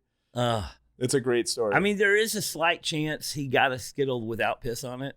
Maybe. But he was right there, though, man. Right in the he right was spot. In the red zone, dude. Holy shit. He was in the red zone. Dude, that is one of the wildest. That is a wild one. Those years of Warped Tour could not be beat. Never. Dude, there was another time, too, where it was me, you, and Tex, and we were just playing. It was really late. And Fletcher comes out of nowhere and goes, I'm with the big guy. You guys, $100 game. $100 game. And I was like, yo, these dudes can't miss right now. Like, you guys were on fire. And I was like, have you played this before? And he goes, no, what do I got to do? Just get in the hole? And I was like, part of it, yeah, is that. But he was like a little drunk too. And like, I didn't really feel like fully explaining the rules. I was like, just try to get in the hole. And then I would be the guy that would lay him up. You know what I mean? Like on the board and like try to create like a strategy. Dude, he hit the first bag he put in the hole. Like he consistently was putting in the hole. We ended up beating you guys that night, which is wild. Wild. And then he just left. Yeah. Just one quick game, $100 game, boom. And you guys were pissed because you wanted it. You're like, no, we got to run it back. We got to run it back. He probably played before. That was the same For tour. sure. That was the same tour that Fletcher, late night, goes back to his bus, goes on the bus, starts making a sandwich. And then some other kids come in the bus. And he fucking beats him up for being on his bus. Turns out he was on their bus. Dude. He went on the wrong bus and started making a sandwich. Yeah. And when the people said, hey, what are you doing here? He beat him up. I love him. There was another time on that one. So this is like an infamous UFC thing. So like at the time we had, he wasn't tour managing us. He was tour managing Sum 41. But we had Chris Holland on that tour. He was doing either Dillinger. Yeah, probably Dillinger. He's doing some of it. He was on that tour. But then he had to go to like China or Japan with Sum 41. And there was 2 really important fights on that tour. 2 really important UFC fights on that tour. Like one was, this is 2 weeks before, it was Chris Lieben versus Akiyama. And that's when the money started flowing. Like, the dudes from Parkway Drive, I mean, that day I made like $1,200 just making side bets with people on that fight. So then like 2 weeks later was Anderson Silva versus Chael Sonnen. And Holland was in like Japan or China or something like that. So all of us, we used to have everybody over on our bus to like watch these. Jordan, who like, he doesn't mind UFC, but like really isn't like he doesn't really focus on that. He's drawing on the table, and Fletcher decides he wants to come watch it. So there's probably like 20 people on the bus, and we had both TVs going. So like there was a crew in the back of like 8 people, and then like a crew in the front. And Fletcher's like standing up watching I remember his hand being on. He's like, a large man. The ceiling, and he watched standing up, right? But he just came for that fight. He wasn't there for like all of the fights, just that one. And Narlos and him had $1,000 bet right off the bat. Narlos wanted Sonnen, and Fletcher's at, and Fletcher's throwing fucking bets out, like the craziest bets. He's like, yo, I'll bet anyone here $200 that Sonnen doesn't make it out of the first 2 minutes. And Jordan Buckley's not paying attention. He goes, I'll take that bet. Like that. Like, just like, I mean, bets were just flying, dude. So then I bet him like $400 or something like that Sonnen was going to win. And like all this shit. We had a bunch of like things. And this is like no joke. And Fletcher, if you're watching this, it doesn't mean I don't like you. It just means that there was an opportunity in this moment that would have been really fun, and you and I probably would have laughed about it. So fight's going on, and Sonnen's beating the shit out of Anderson Silva the whole time. Chris Holland is in Japan calling us to try to get like updates on the fight. But I'm like, guys, no one answer your phone. And he's leaving voice messages. So he would call me. Then his ex Andrea is there. He's calling her. And then Clem is there. And he's calling Clem. And then like maybe Bagel, like all of us were in the back, and he's just boom, boom, boom. Our phones are just ringing off, and his fucking voice messages are like, pick up the fucking phone, come on, what the fuck are you doing? Give me updates, I can't watch the fucking fight. And he's like screaming at us, and it's just super fun. So Sonnen takes it into the 5th round, and he's beating the shit out of Anderson Silva. And I'm like, yo, if Chael Sonnen wins, I'm going to tackle Fletcher off the bus and fight him. And like, I'm sitting there, dude, I'm like ready, and he's right by the door, dude. And I'm like, this is going to be fucking epic, dude. Like, this is going to be bad. One of us is probably going to go to the hospital, but like, dude, it's going to be so fucking fun. And I'm like, all right, here we go. And I'm like in position to like dart through the bus and just tackle him off the bus and go. And I'm like, this, I'm like, oh, that. And then out of nowhere, Anderson Silva throws up a fucking triangle choke and chokes him with like a minute left, unconscious. And I just went, and Fletcher gets so excited that Because he won. He rips the entire mirror and lighting system off of the top of our bus. He's like, like that. And we were just like, oh my God, like we're going to. That's going to cost you all the money you just won. Yeah. And that's the one thing I will say about Fletcher is like, he always comes back and apologizes, super sweet. So like that night, our like bus driver comes back and we have to explain to him like, dude, Hey, shit guy on. Yeah, like we'll pay for it. Just let us know, blah, blah, blah. So the cool thing is the next morning, Fletcher comes and he goes, hey guys, I'm really sorry, and hands us money and like, you know, to fix it, whatever like that. Super sweet or whatever. But like Fletcher, if you're watching this, there was a chance that you and I were going to fist fight for fun. I don't know if I ever want to do that. I'm a lot older than I was then, and you're a lot older than you were then. I mean, that was 15 years ago or something. Yeah. But man, it would have been fun. That would have been a fun one. He's the best, dude. Incredible. He's an incredible human being. Incredible. I'm gonna take a quick pee break. Okay. Oh man, I could tell old Warped Tour stories all day long. Oh yeah. But I'm excited to hear this new band you got. It's weird. I'm assuming that you got this secret new singer because they're involved with some other project and they don't want. It absolutely not at all. He's just that dude that has a really good voice, and it's just I want to make it special for him. Okay, so you're not. What you're waiting to announce it for a certain? Just so he gets his roses because he's good. That's it. And like you know, he's honestly like just been in like local like Richmond bands. They toured. He actually was on Warped Tour the first year we were on Warped Tour. His old band played Warped Tour, but like on like the like Ernie Ball stage or one of the smaller stages or whatever like that. But yeah, I'm excited about it. It's different, man, and I'm trying to like do that thing where like I don't know, just play and get treated like the way we should get treated instead of like there's nothing worse than when you walk into a venue and like a monitor guy's just like shit talking you and it's just like, dude, you wouldn't be working today. Why can't we all just work together? Yeah, you know, I want to walk into a room and have people go, oh, these dudes are here sick. Yeah, we're ready to work. Yeah. Well, what kind of music are you listening to these days? What's the new shit in the playlist? Dude, I'm in a real weird world right now. I love like jazz fusion. I'm like super into like 70s like fusion jazz. All right. Right now. That's not what I'm like playing, but like I'm taking some things from it. Like I said, like music to me right now is like skateboarding. Yeah. So it's just like, you know how it is? Like there's times where like when you're skateboarding and it's like, oh, I'm going to try some technical shit today. And then like the next time you're just like, oh, I just want to cruise. Yeah. You know what I mean? That makes sense. It's just kind of like finding. We know me, most of the music I listen to is old. Yeah, yeah. So finding new music that I like is few and far between. Yeah. You know, there's some stuff that comes out here and there that I get turned on to that I'm like, ooh, this is cool. Yeah. What's like something right now that you're interested in? The new J.D. McPherson album, which I don't even know how new it is, but it's the newest J.D. I don't know if you ever heard of him or not. It's kind of like, man, it's a weird, I mean, it's kind of, I guess he would be a country-ish, but not really. Yeah. Like he kind of is in the same, like, you know, it would be a Lucero fan base kind of thing, but he's also a little bit more R&B. Awesome-ish. He's got some songs you would swear like it was recorded in the 60s with a black lady singing, but it's him. You know, he can get a high. That's cool. It's very real unique. I'll check that out. And his first album was great.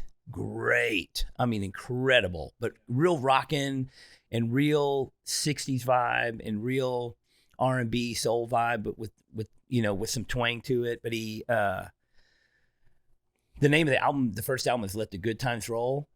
And dude, how it's got to be good if you're going to say Let the Good Times Roll. Yeah. You know what I mean? And it's like he's got a song called Let the Good Times Roll. There's a handful of songs called Let the Good Times Roll. Okay, cool. From for sure. You know, from the Cars, from Chuck Berry, from you know, all these different versions of different. They're not the same different version of song, just different song.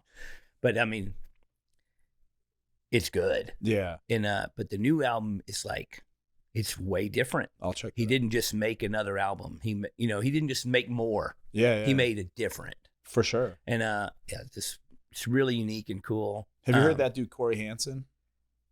I don't know. He's awesome. He's kind of like countryish, but almost kind of like what's that dude's name? Oh, it's gonna kill me. I mean, but he's awesome. There's a bunch of country music over the last 5 years that I've really gotten into. Ian No and even the Coulter Wall and that kind of stuff. Yeah. But Ian No is really good. Yeah. But then as far as like, I don't know, man. I really like that Anil and the Sniffers. Yeah, cool. I mean, years ago, my buddy Jeff was like, you got to check this band. I'm talking like 10 years ago. Yeah, I mean you got to check this band out. And like, I remember like digging what they did. Yeah. Now they're like, dude, Australia is crazy right now. Yeah, they're not even like that new. Yeah, but it's compared to what mostly, it's way newer than Creedence. Yeah, yeah, it is. You know what I mean?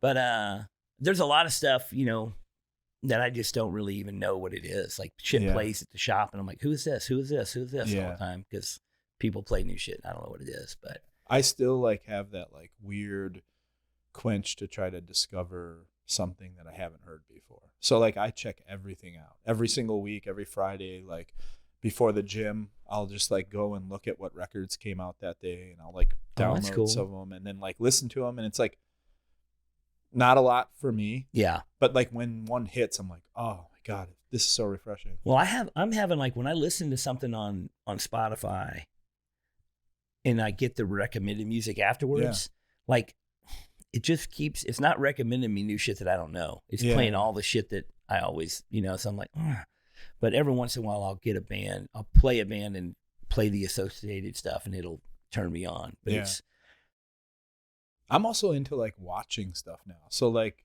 I'm a big proponent of YouTube. I love YouTube.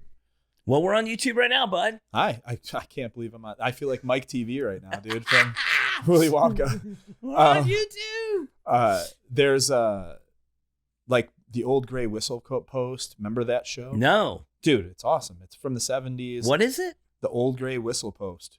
And it's literally an old show where like bands like AC/DC and stuff would just go in and do like 3 songs. It's awesome. I don't know what this is. It's like Don Kirshner's rock concert. Huh. Do you know that one? Yeah. Okay, so it's just like that. It's just like it's like the British version of that. Oh, okay. Maybe I've seen it and just don't remember it, or maybe I've never seen it. Dude, there's I'll send it to you if you really want to take like a real head fuck. There's like an Edgar Winter set from like Don Kirshner's rock concert where like they play Frankenstein. Yeah. And he uses he plays like 10 different instruments. He's just running around stage. Now, mind you, like watching like an albino dude cruise around that looks like a wizard. Yeah. It's wild. Very experimental. Experimental. But like you don't realize at that time, like Rick Derringer was in his band and Ronnie Montrose was in his band. So they would do like their songs too. And it blows. Like Rick Derringer is like this big. And like he's Tiny Tim. It straight up looks like he's wearing pajamas, like kids' pajamas, and like using a Les Paul. So he's just like riffing, dude, hard rock and roll hoochie coo. Oh yeah, incredible. Very. That's cool. I'm like very into guitar rock. Did you see the new Led Zeppelin documentary? This Saturday we're going. It's great. I heard it's awesome. It's really, just the 2 first records, right? Like they kind of. It's basically the title of the thing is called Becoming Led Zeppelin, and that's basically the perfect title because it's about, there's a lot of lead up to all the members before, what they did before and how they came to be and how it came to be a band. And a lot of this stuff I knew. Yeah. But dude, a lot of stuff I had no clue. Yeah. I'm like, what? It was pretty wild. This new project that I'm doing is heavily influenced by the album Presence. Yeah. Like a lot of it is like, I listen to Presence and I'm like, fuck, this is what I want to do. Well, it's a pretty incredible story, and that time in music history was also pretty incredible, and just the way things worked. Yeah, and they were kind of like this, they tell the story of how this band just changed things. Yeah, like they changed because they were like, well, Page was like a session guy, but they also produced their own record. They were in, they didn't just show up and have a record company tell them what to do or whatever. That's cool. And you'll see it. It's not like spoiler or anything, but it's just really cool to see like. And this is the first time they ever gave the rights, right? Like this is like the first time they were ever like, this is our documentary. Yeah. We're saying yes to this. Yes. And they're all interviewed in it. There's, Bonham gave very few interviews in his life. And so there's audio from the 2 major interviews he ever gave, which have never been heard. They've probably been heard somewhere at the time when they were done, but they were never like put out, and they were never like endorsed, and like none of this has ever been. Most of the interview of the 3 surviving guys it's like current. Yeah. There's there's a lot of old footage, Yeah. but all the questions and storytelling is them telling it now. Like, this is what happened, but then they tell it alongside old footage. That's cool. And there's so much old footage that hasn't been shown since it was new. Yeah. And archive stuff and a bunch of never seen before footage, which is, it's just. I may sidebar real quick, because it's kind of crazy that you asked me to do this podcast. Because like this week, it's kind of almost like kismet, because I wanted to go see that Led Zeppelin thing. And I've literally been talking about doing my own podcast for like ever about music. Yeah. And I've had the concept going for a while. And it's just real weird that we're talking about music and I'm doing a podcast with you. So like, it's just kind of like, okay, dude, get your shit together and go. And it's basically talking like this, where like, I want to do interviews with people of all walks of life and not talk about what their walk of life is, but just talk about how music motivates them. Yeah. And like talk about stuff like that. And it's just cool to like, I don't know, you're a fucking tattooer, but like you get the same feeling when you listen to Led Zeppelin that I get when I listen to Led Zeppelin. I love it. Yeah. That's it. You got to see it. You should start a podcast. Yeah. I want to do it really bad. Just talk music. I was on the cusp of starting a podcast for 2 fucking years. And I kept saying, I'm going to do it. I'm going to do it. I'm going to do it. But then you have to make it happen, And I was like, finally, it's been 1 year. Started it a year ago. Actually, officially started a year ago. And last year, New Year's, I was like, day 1, sat down with Audra, and I was like, listen, we either need to actually start the podcast or just go on and not start it. Wrap it up. Like, instead of just planning and blah, blah, blah, it's like, just fucking start it. Yeah. And so I just fucking, and once I made the commitment to like do it, make the commitment to buy a microphone, make the commitment to get a camera, make the commitment to call somebody and say, come over, it's like just, because we started planning and thinking and talking and blah, blah, and then just time goes by. And then you're like, oh, we'll talk about it later. I was like, no, fuck planning it. Just fucking do it. Yeah.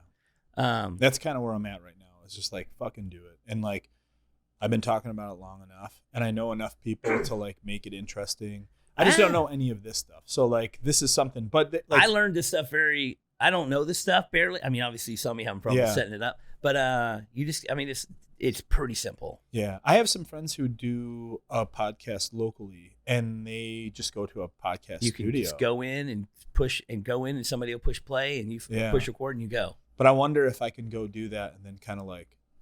I mean, everything I need to do a podcast fits in that tub and that red case. Cool. Everything I need. Yeah. And I, boom, boom. That's awesome. I got a buddy who really pushed me to starting the podcast, Danger Dan. He has a podcast. Yeah. His podcast is audio only. Yeah. So everything he needs is in a backpack. Yeah. That's my old podcast I used to do, like, is just audio.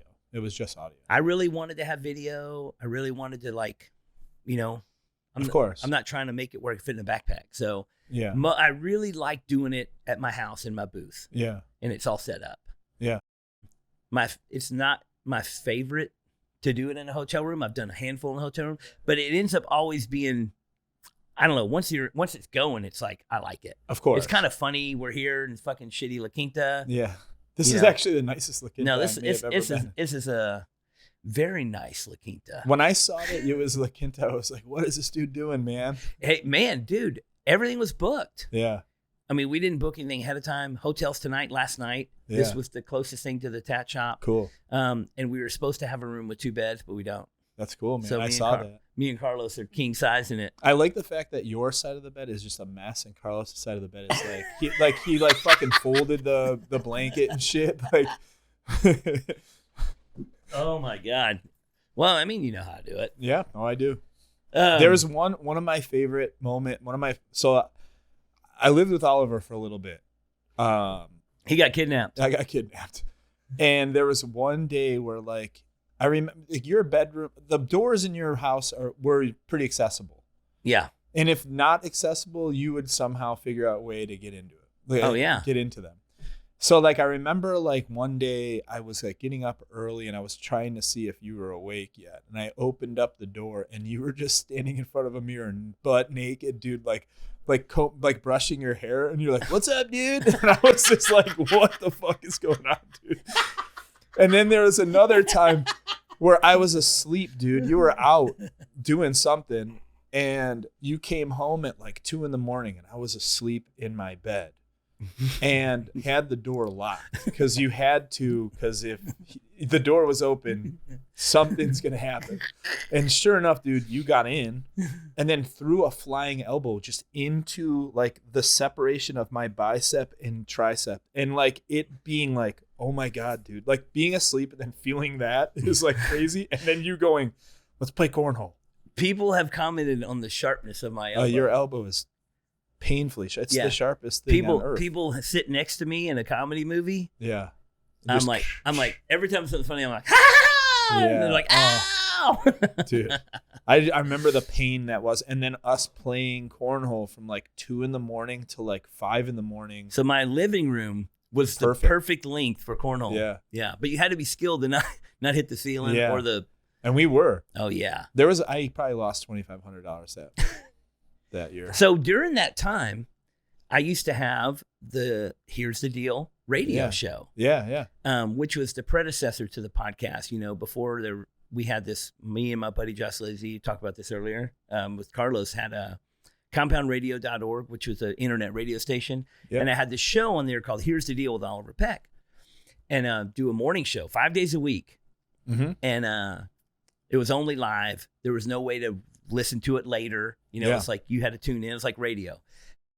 But Andy, my buddy here, Skittles, was staying at my house. So I was like, hey, dude, you're here. Let's do the show with me. Yeah. It was awesome. So we changed the name of the show to Here's the Deal with Skittles and the Breeze. Yeah. You were Skittles. My nickname's the Breeze. Got it tattooed on my arm. Yep.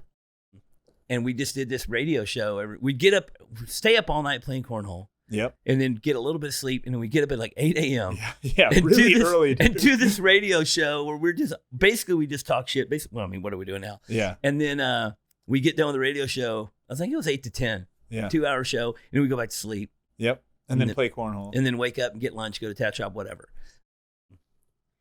But, you know, that was what years ago. I was like, man, I want to bring that back. Yeah. I want to, you know, and it took me, I don't know how many years it took me from when I said, I'm going to start the show back or do a podcast now that podcasting is so easily accessible. And I really wish I would have started it sooner. I'm having a good time doing it. And it's just. Do I have this right? Did we used to start that show with Gates of Steel every show by Devo? I mean, I don't know if it was every single show, but yeah. So like when I do DJ sets, if someone hires me to do a DJ set, I open with Gates of Steel every single time. Did that intro to Gates of Steel. It's the best. That was like and that would be playing and we'd be like, here's the deal. Yeah. Okay, so I thought I had that right in my head. I mean, the internet radio show was pretty pirate. Yeah. There was no regulation whatsoever. Like it was just, you go to the website, you click listen and it would play. We were playing music that we didn't. There was no license. Have no licensing for. There was no ads or commercials or anything. It was just like, there was really no business plan to it at all. No. Josh Lazy was like super punk rock and DIY. And he's like, no corporate, nothing this, blah, blah, blah, you know? Yeah. Free internet. It was his free radio. Yeah. It was awesome, man. That was really fun. Like that whole time period was. So this is technically a Skittles and the Breeze reunion right now. Yeah. So we were telling that story about the Skittles earlier. We left out. I kind of said it for a second, but we breezed over it. Okay. I still have the tooth Yeah. in my display case at my house. It's wild. There's the bag that's from the dentist. Yeah. It's like a little medical Ziploc-y baggy thing. It's in there with a couple of Skittles in the bag. Oh, they put Skittles in there. That's I awesome. put Skittles in there. Good. But the Skittles now are all like just crusty, 15 years old and melted and like this little yellow and green blob with this little fucked up broken ass tooth in there. Dude, that was I got your tooth, bud. Yeah, I know you got my tooth. And I won that tooth. You definitely won that tooth, dude. There was so the funny thing is, like, after you left Warped Tour, I tried to like keep the tradition around, like of playing cornhole like alive. And a couple years after I remember you showing up to the Dallas show, and we played like a lot that day. And at the time, I had Team Williams, which is me and Tom Williams from Straight from the Path. Yeah. And the funny thing was, Tom was like greedy, so like we were good, and Tom kept trying to like up the ante of every bet. And like, you can't do that on Warped Tour because not everyone makes the same amount of money. Yeah. So like, I would try to like implement like $20 games, and he would be like, dude, we can roll these dudes for like $100. You know what I mean? And like, there was only a few people, and one of the people who would pay this is Scott Vogel from Terror, and we were sharing a bus with them. And like, I've known that dude since I was like 15. So like, touring with that dude and then playing cornhole with him and knowing how competitive he is, there was a day where him and I, like, we beat the shit out of him, dude. Like, it was like 4 games in a row or something like that, $100 games.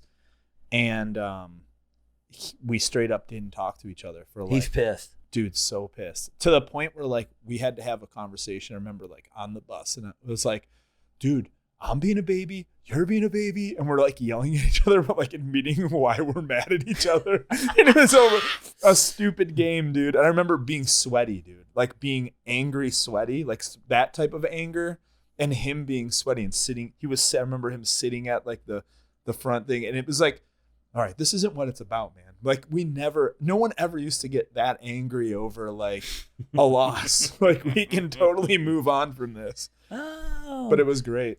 My buddy Greg a while back was like, we need to figure out a new way to gamble on this game. And then he was like, what if every time you throw a bag on the floor, you got to put money in the pot, and then there's a way that somebody wins the pot. And so we did this where every time a bag went on the floor, you put $1 in the deal. And then we said, okay, whoever, you put $1 in the deal. And he's like, we don't throw that many bags on the floor. It's not gonna be that big a deal. You know what I mean? And then whoever gets 4 in a row gets the pot. That's I was going to bring that up. And that would be the best way to do it. As soon as we made that rule, it was like bags on the floor like crazy. Of course. And it was like, I ended up winning like $100 from Greg, like in a snap. Yeah. It was like bags on the floor, and you're like, God damn it. The more frustrated you get, the more bags are on the floor. And then like, I finally like 4 in a row, get the pot. That's a great way to play. It was pretty, and Greg was like, this is the worst idea ever. Well, yeah. He's like, I thought that making this rule was going to make us throw bags on the floor less, but it literally. Oh, yeah. Just draining the bank account. Oh, what about dice, dude? Any sick dice games? I know the last time we talked, it was the motorcycle. We've slowed down CeeLo a little bit, just on a daily basis. Yeah. But every year at Elm Fest, at the tattoo convention that I put on in May, we have a big game that's $300 buy-in. Cool. And some years the winner gets a motorcycle, but the last time somebody won a motorcycle, the person who won it didn't really want a motorcycle, so they ended up selling the bike or whatever. So I was like, you know what? Not everybody wants a motorcycle. We're just going to do cash. Yeah. So the last couple of years, it's just been cash, and it's been $14,000, $15,000, or $16,000 each time. Wow. With $300. That's so stressful. $300 a person. Are there buy-ins? No, it's one. Okay, so it's $300 in deal. And one round. Okay, cool. And whoever, so that many people roll, somebody's going to roll 4, 5, 6. Yeah. The few people that roll 4, 5, 6 go to the next round or whatever. Cool. But last year, 2 people. I think it was only 2 people rolled 4, 5, 6, and they went to the next round. And the first guy that rolled a 2, and the next guy that rolled a 1. Oh my! Get out of here! Yeah, dude. and so the guy won. Do you document these? I mean, there's video. Okay, cool. Yeah, but As long as he won there's he won like documentation. $14,600 with 2. Holy shit. Dude. Fucking incredible. Carlos won it. Carlos won like we played a game for. We also played a game for 1,000, and there was only like 10 or 11 people that bought in for $1,000 a piece, and Carlos won it. Wow, dude, that's awesome. But it's like life changing. 1 year, a couple of years before that, we had a roll for $1,000. Yeah, and I think it was 17 people that entered. And we played upstairs at an undisclosed location on a poker table. Cool. So you could, like, with the padded bumper around it. Oh, that's awesome. So you're, it's not as easy to roll off the table. Roll off the table, you lose, right? Oh yeah. So the chip tray, where the dealer has the chip tray, there's like a square hole in the table. Yeah. One of the guys rolled one of his dice, went down that hole, and he lost. Oh. And he was so. That's got to be. You got to. Yeah. So my buddy Tommy Montoya rolled 666. And then I was the last person that rolled. And Tommy Montoya was like, he was for sure he's going to win. Yeah. He is sitting there with the 666, last person, I'm about to roll the dice. And he said, oh man, if I win, I'm going to give half this money to my church. And I looked at him and I said, you fucked up, bud. And he goes, what? I was like, Jesus hates gambling. Yeah. And I picked up the dice and one roll, 4, 5, 6. God damn, dude. And everybody went crazy. Of course. I just grabbed $17,000 in all hundreds and shoved it in my backpack and said, later, dudes. Holy cow, dude. I walked out of there. That's so much money. It was great. Yeah. That's the only, I mean, we've done this large dice game 20 times at least. Yeah. So we did it at the motorcycle show. We've done it at the tattoo convention. We've done it at other tattoo conventions other people put on. I won one time. Yeah. So, I won one time. I won 17 grand. Hopefully it just spreads out. And everyone at some point in time wins. I mean, I would like to win again. Of course. That's insane. I would like to win I again. remember when we were on Ozfest, it was like music at that time was very lucrative. So like at that, every band like was selling like gambling 100,000 records, or you know what I mean, like, and a lot of merch every night, cash. So like we had like money on Ozfest, and I remember a bunch of us playing, and it was like $100 rolls, like 15 of us. You know what I mean? Like, which is like at that time, like, holy shit, you can leave, you win a couple games. Whoa, you know what I mean? Yeah, like, that's cash. And I remember that this specific day, and obviously in that there's an ebb and flow to that. You can go up $800, you can go down $800, but like really at the end of the day, everyone wants to just break even, and like, no one really lost their ass that much, maybe $100. You know what I mean? We played forever, and we stopped playing, and then we're walking this next thing, and Bobby Hamill, the guitar player of Biohazard, sees us, and he was just there like visiting, and he's like, oh, you guys play dice? And like, yeah, sure. So we sit down at this like dice, and he's like, all right, what do you guys want to play? Like, I don't know, man. Let's play, because we just got done. Like, let's play $2. Like, okay, all right. Throws $2 down, blah, blah, blah. We start going, blah, blah, blah. He ends up, 2 guys end up matching, like, or whatever like that. And he goes, Ty goes to the dealer, and he just grabs all the money and just walks away. And we were like, I think we just got swindled. Ty goes to the dealer? Yeah. Whose house is the dealer? We laughed, and we were like, can you imagine if that was $100 game? Oh my God. Oh, man. But yeah, that was like, and I remember that just being like the funniest thing to all of us. Like, he had no idea that we were just playing for like hundreds a of while too. Yeah. Well, Mike Ness loves to play CeeLo, and the last time they came to town, I went and we were backstage playing dice, and I won hundreds of dollars. Yeah. And I was like, later, dudes. Jeez.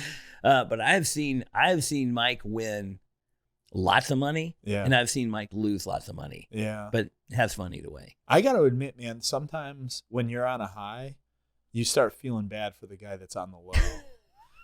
Like you see it and you just start like, feeling bad. I sometimes I do though, and you just see a guy just wanting to like win one pot. Can I just win? He just one? keeps throwing more, and then he's buying in on things. And like, we had a guy that used to work with us that we'd be playing at the shop, and he would lose all his money that he made that day, and we'd still be playing. He was pulling out money out of the ATM in the tat shop.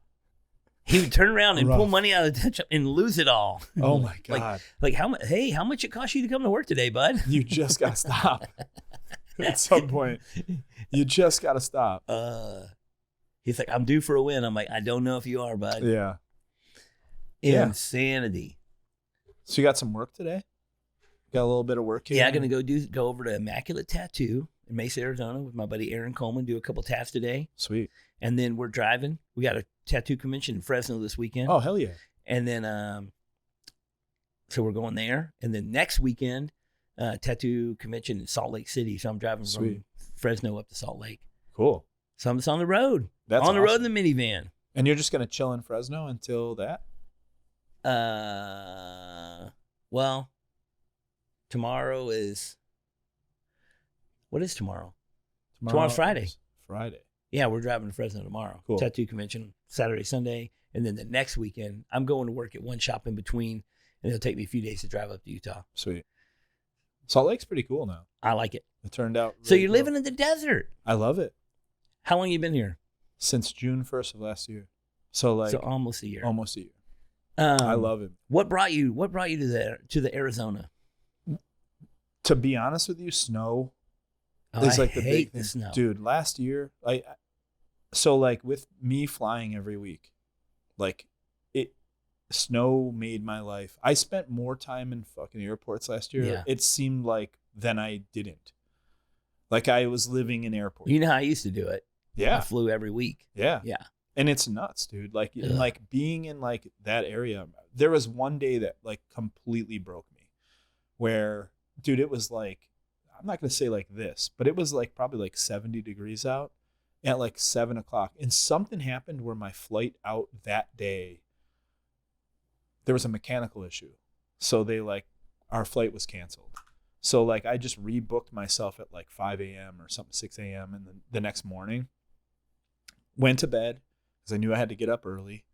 When I woke up at 4 a.m. and I looked at my car. It was completely, I'm talking like up to the window. 2 foot of snow, yeah. Up to the window, like over my belly button, high in snow, and my car is just covered. And I'm like, I have to get to the airport. What am I going to do? So I just start digging. I just start digging myself out. And I'm in nothing. I'm just like, just panicking and just fucking like shoveling. And like Hannah opens the door and she sees me and she's like, oh my God, what are you going to go to work? And I'm like, I'm almost out. And then finally got there. And as I pulled into the airport, they announced state of emergency. So they had shut the entire city out, and I got out. And I was like, I don't ever want to do that. And it was snow. And there's just like, I don't know. I hate snow on concrete.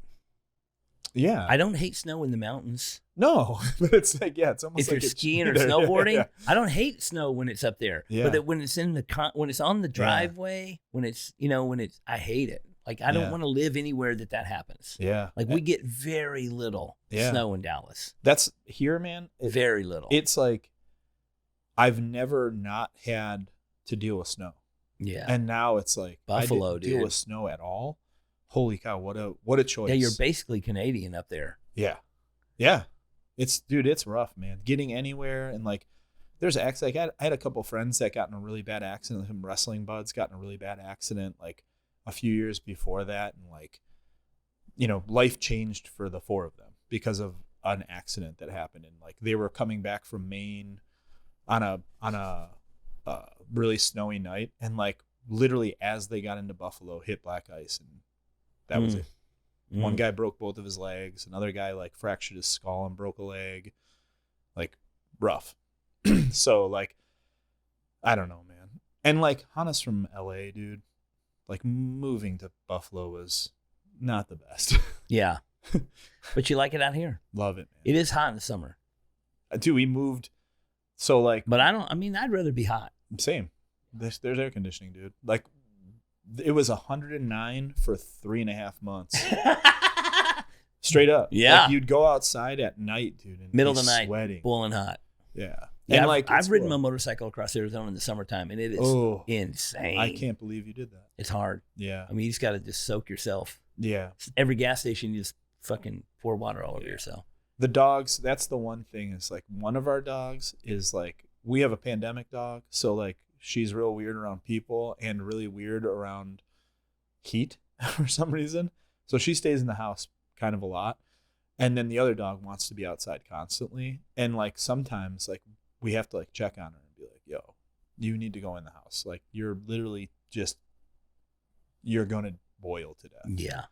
Yeah, but I love it, man. And like the thing is like there's always things to do in a city this big. Like I've never like actually lived in a city this big.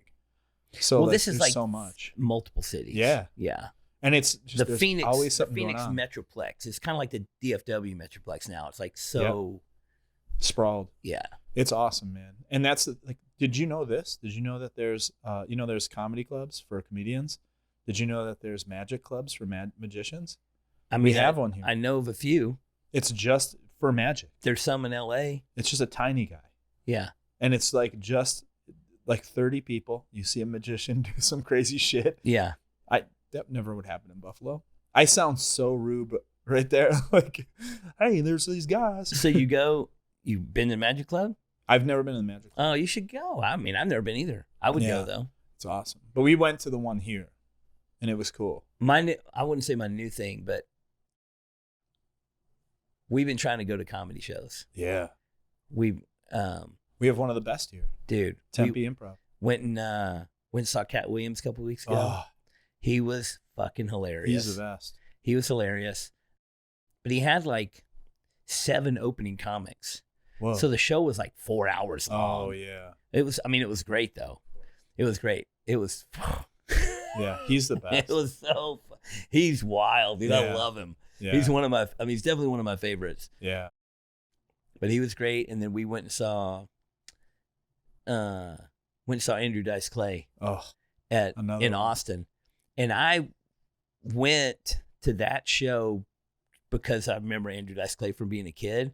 And I kind of thought it was going to be just like this, like, run through, same old kind of, yeah. kind of like a has-been kind of show. I'm Yeah. not to say anything negative about Andrew Dice Clay. Of course. I went because I like him. Of course. But I was just expecting, I don't know what I was expecting, yeah. but he was killer. Awesome. I mean, he killed it. Yeah. And it was like, he had the look, Yeah. the costume and the Yeah. act and, the whole deal.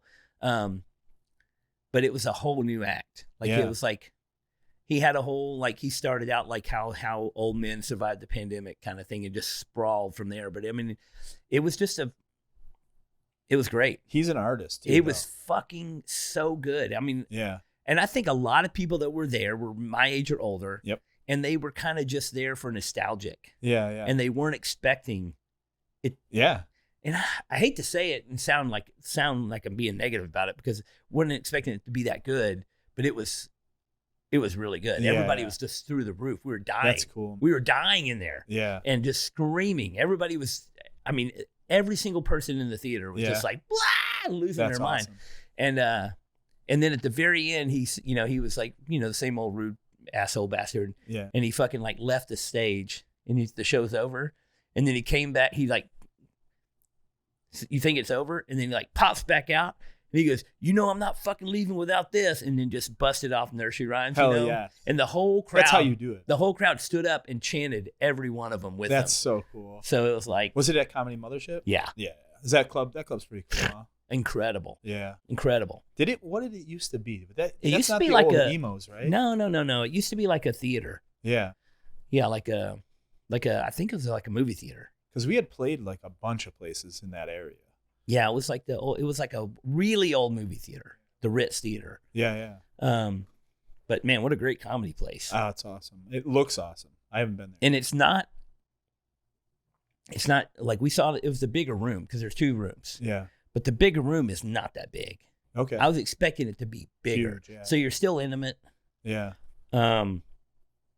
It's still, I mean. It seems like they made it for like, it's just a comedy place. They took all the best like aspects of what a comedy But the show thing is. is, you have like, instead of going to see, like we saw Cat Williams at a huge stadium. Yeah, of course. You know?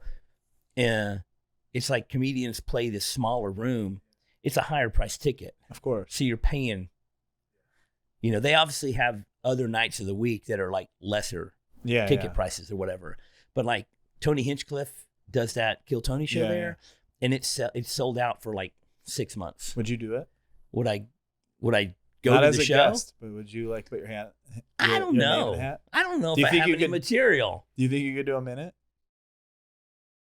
I don't know if I could be good. Like on the spot. I don't know if I could be good. I don't know. I mean, I'm not a comedian. I want to be a comedian. Of course. But I don't we think all want to be a comedian. But I don't think I am a comedian. I think I'm a funny guy, but I'm not. Yeah. The worst part is when you watch Kill Tony. Yeah. It's the people who don't have that. Like I'm a funny guy, but I don't know if. Oh yeah, they just try to be a funny guy instead of actually. My friends think I'm funny, so I'm going to get up there and do this you thing. Need some material though. Yeah, that's scary, man. I will say this: I have come up with bits. Yeah. You know what I mean? Yeah. But people have already done them.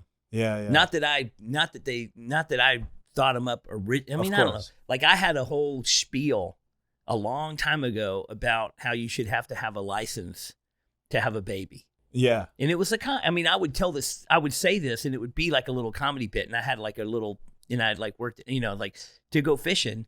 Yeah. You got to get a license. Yeah. You got to to take a hook and put a worm on it and drop it in water. You need a fucking license. But to create human life, you need nothing. You know, I had this whole like bit, but some other comedians already done the exact same thing. And when I hear it, I'm like, I said that. Yeah. Not like I'm the only one that ever said it. You could tell one story. I have one story of yours. Oh, I have stories, and there are some comedians the 9 parties. You could just talk about the 9 parties and get a crowd going. Oh yeah, I could do that for sure. But there are some comedians that do that. Yeah. They're story comedians instead of joke comedians. We saw someone at the Improv like when we first moved here, and I can't remember who it was. SNL alumni, dude. Because I had seen David Spade right before we left Buffalo, and he was awesome. Totally what I wasn't expecting. I thought he was going to be like a snarky, smarmy, like he is like in movies. Nope, just straight up killer comedian. Like goes up there and just tells jokes. Yeah, it was incredible. And then, damn, we went and saw someone, and I can't remember what it was. Anyways, yeah. I don't know if I could do it. I think you could, man. If you tell the stories, like, I don't know if you said this on this podcast, but at some point in time, if you have a podcast, do it. It's just you by yourself. You should just tell those stories. There's some good ones. They're insane, dude. I love them. I've done a lot of crazy things. Yeah. And I've known a lot of crazy people. Yeah. We do get into I don't think I've told the number 9 stories, but you know, every podcast with somebody I know, some old stories come up. We told some. I'm not going to tell you though. This is your story to tell, but I'm just going to tell you the concept of these 9 parties. He would hold these parties on the 9th day of each month. There was only 2 of them. Okay, but it would have to be on the 9th, and then he would only play the 9th song on albums because you thought they were the best. I did come up with the theory. I was heavily. A lot of my things from my early childhood were based on belief systems that I created in my head while on massive amounts of LSD. And at the time, I discovered. Yeah. Like I tapped into the universe. Yeah. And I discovered a secret. Okay. The secret is that the 9th song on the album is always the best song. Yeah. And I was like, I can't believe this. Yeah. I can't believe that this is true. And so I would go get another album and look and play the 9th. I was like, it's the best one. You know, like, I could remember like running downstairs and picking up the Steve Miller album. Yeah. And like, what's number 9? What's number 9? Fly Like an Eagle. God damn, it's the best song. You know what I mean? Yeah. You know, you grab the Jane's Addiction record. What's the 9th song? Jane Says, it's the best song. You know, it's every album I picked up. Yeah. It's like the 9th song was the best one. Yeah. And it would start at 9:00. And so then I had everybody bring an album. Everyone come to this party, bring your favorite album. This is one thing I'm going to say too, just sidebar on this. Yeah. One thing about Oliver is he wants everyone to be included. And I always like that about you because like, you know, I come from two worlds where like musicians always think they're better than everybody. So like, not all of them, but like most of them think they're better than everyone. So like that, I've never tried to like hold on to that. I want everybody to be included. Wrestling is very secluded where like we are on our own island and like, you're not allowed in here. Yeah. But like, really, man, I want everybody to be involved because it's the coolest shit. You know what I mean? Like shit like that. So there you go. Yeah. So everybody bring their favorite album. We're going to play the 9th song on every album. So cool. And then shit went crazy. Yeah. And that you can get into that at any time now. Now that that's out there. people can ask questions about that now. Yeah. Some real weird shenanigans happened at these two parties. And it's been more than 7 years, so statute of limitations has run out. Yes. I don't think I can be held liable for any of the. Yeah, maybe don't tell those stories. We're not lawyers here, dude. I get hit in the head for a living, and you've been man. So when is your next wrestling match? I don't know. You don't know. You just gonna wait and find out. They just book as they go. So yeah. Well, it's very exciting, and I can't believe that you made that transition. It's wild that you did that, and that you are. It's crazy to me that at 47, my body feels better than when, like, I was 32 years old. How much longer do you think you can do it? I You're feel on the tail end. I feel as it's winding down a little bit. It's like there's just like, I don't know. There's just that world is kind of, it's a little gross. I mean, there's probably not very many 55-year-olds doing it. There's actually a ton. Oh, really? In the professional, in the high. Dude, we have Billy Gunn, who's 64 years old, and he looks better than anybody. Crazy. Dude, he looks better than everybody. He looks like Thanos, dude. Well, what's funny is what I remember, I've watched a handful of wrestling documentaries over the last just few years because it kind of blew up. Yeah. And I watched that series. The Dark Side of the Ring. There's the whole series that we just watched on Netflix not too long ago that just shows how fucking brutal wrestling was in the 80s and how, all the people that the Vince fucking McMahon whole story and all, everybody's on everybody's on steroids and all this crazy shit and how beat down everybody gets.